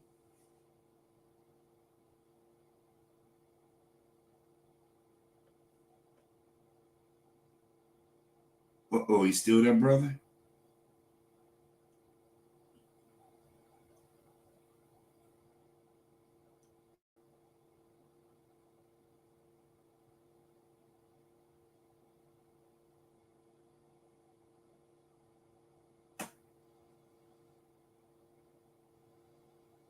Harvey, you still there? Yeah, your screen went out. I said you're saying that Three's Company was part of Norman Lear's production. Yeah, what they call it, tandem production. If you go back and look at some of the shows like Different Strokes, Facts of Life, it was under a different company because I forget like what's happening. That was all under Norman Lear. He had partners. They wanted to branch off because Cooley, we all know Cooley High, right? Initially, Cooley High was set to be a series, but what happened was about the late 70s, they didn't want to do some heavy material, but Eric Monty had put a lawsuit, so he wanted to do a workaround, so they retooled it. So it wasn't going to be about Preach, they came up with Raj. It wasn't going to be about Coke Cheese or Puda, they came up with Dwayne and Rerun. So that's why if you listen to the end of what's happening, they keep saying Cooley High, and they say Toy Productions or something. And you look at it, and you might see some of the old clips. It's at the bottom. You see Norman Lear name at it or Tandem Productions. Different stroke. Even Kim Fields said that was all under Norman Lear. Because remember Gary Coleman and Kim Fields, the last season of Good Times, they was on there. That's how they discovered Gary and Kim. They went over and did those various shows. That's how Janet Jackson later on went over to Different Strokes. They all worked on that in that set. They all was a part of that.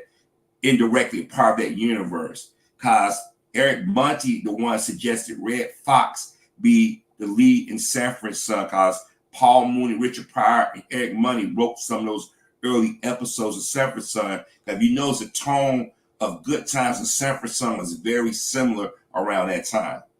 Remember, you think Norman Lear knew about Donny Hathaway? He sung the theme to Maude. You know what I mean?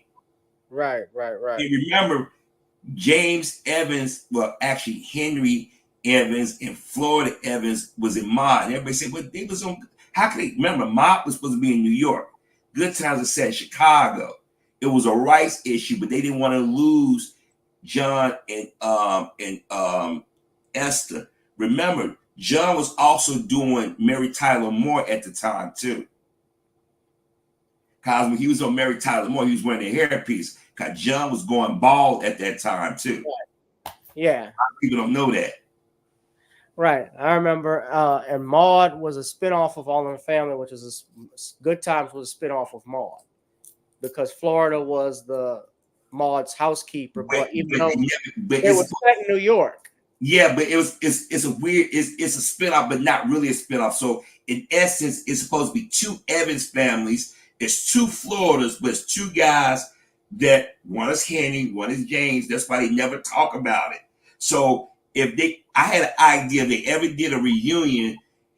It's too late now because JJ is showing his age, and obviously John is in poor health, and Eston is gone. I had an idea where if they ever did a reunion show, and they was at dinner, and this guy walked in, they said, "Wait a minute, you look like our father. You can't be out there. Our father's dead. Who are you?" "I'm Henry Evans." Henry Evans. Our grandfather. Remember, James' father was named Henry Evans. Right. Wait a minute. Our grandfather's Henry Evans.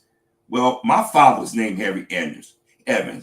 And they come to find out that James had a brother that he didn't know about, blah, blah. I had came up with a whole idea years ago. That's how you could have got John Amos back in the fold for reunion. He wouldn't be the father, he would be an uncle. So I better shut up because I had came with a whole print. I'm gonna be quiet. See, I got too many ideas in my head, but I'm sorry. Yeah, that's cool. No, I always thought, or it could be like James might be James' actual middle name, and he calls himself James, and his real name is Henry. Yeah, yeah. It could be like first name. They would explain why they moved from New York to Chicago housing project. He wanted 2 jobs. They had a long ass commute. He wanted to go back to Chicago. Yeah, I don't know, man, but nobody thought of it. Obviously, they knew who Esther Rolle was because she was popular on Maude. But she was. That's why she was able to say. Because at first, when Eric Money presented, Norman Lear didn't want the father at all, and she said she wanted John to be her husband, and she wanted the kids to have a father. And she said if she don't have a father figure in the show, she wasn't going to do it. Correct. In fact, if you a good source to watch, it's not on YouTube anymore, but they had the Good Times E True Hollywood Story that was on E about 20 years ago, and it broke down how a lot of the how they got along on set. They really didn't get along. The writers were always fighting. In fact, Esther Rolle didn't like Walona. She was upset. No, they didn't like each other.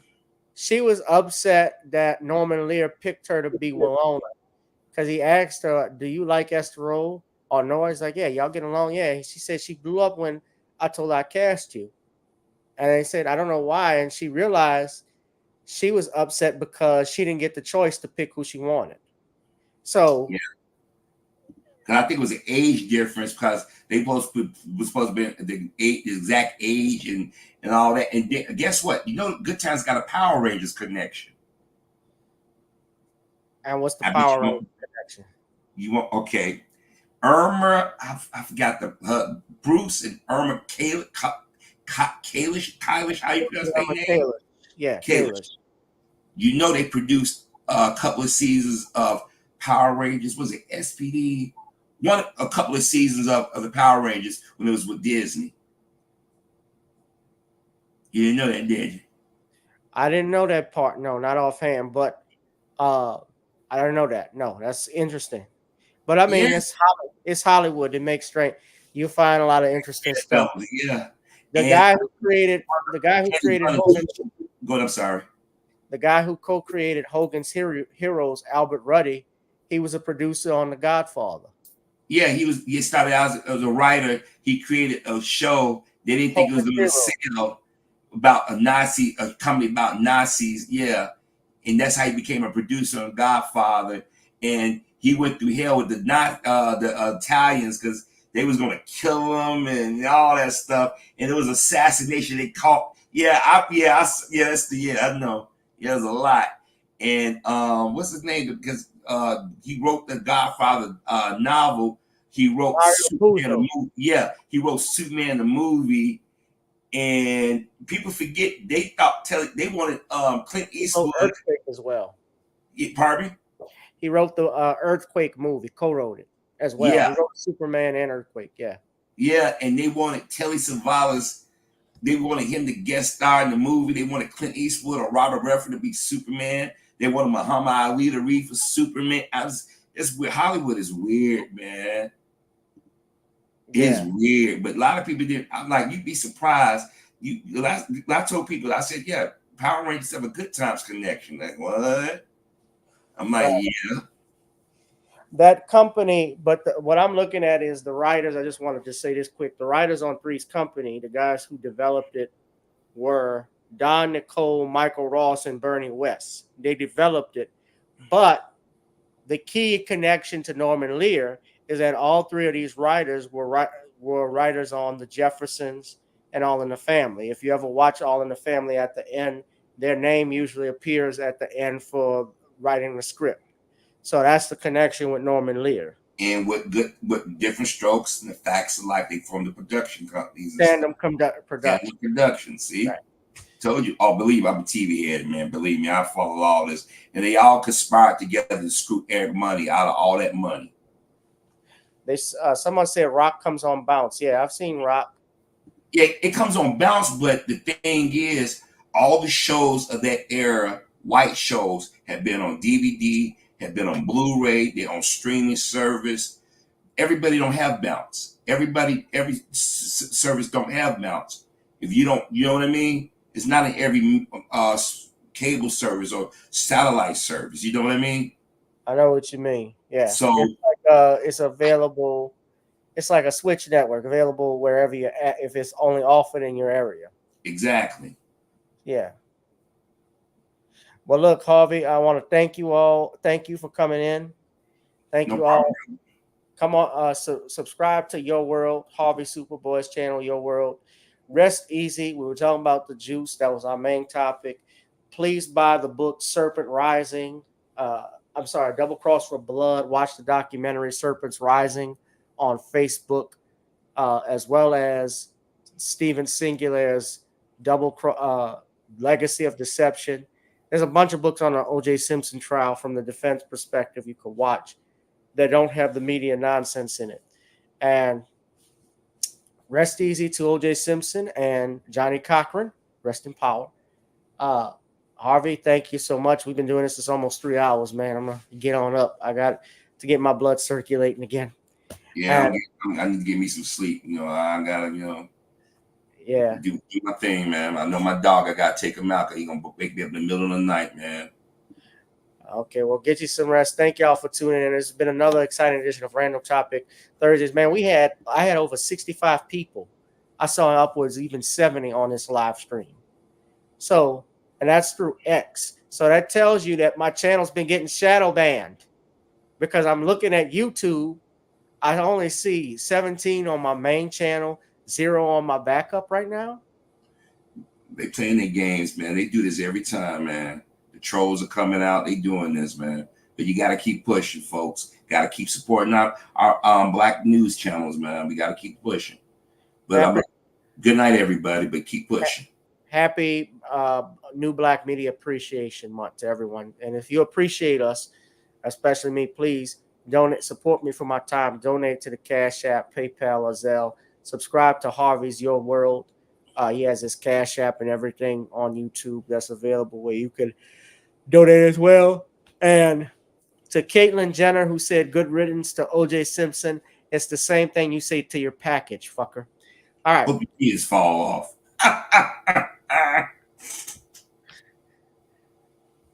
Yeah, I'm going to hell for that. Right. Good night, y'all. Good night. I'm going to get canceled from YouTube and Rumble for that. Sorry about that. No, it's not you. Don't worry about it. I ain't worried about it. What worse they going to do to me that they haven't done? Good night, guys. Y'all be safe and be blessed. Good night, Harvey. It's been another edition of Random Topic Thursdays, the hottest live stream here in the cosmos. Ladies and gentlemen, be one, be safe, and be blessed. I'll holla. Peace.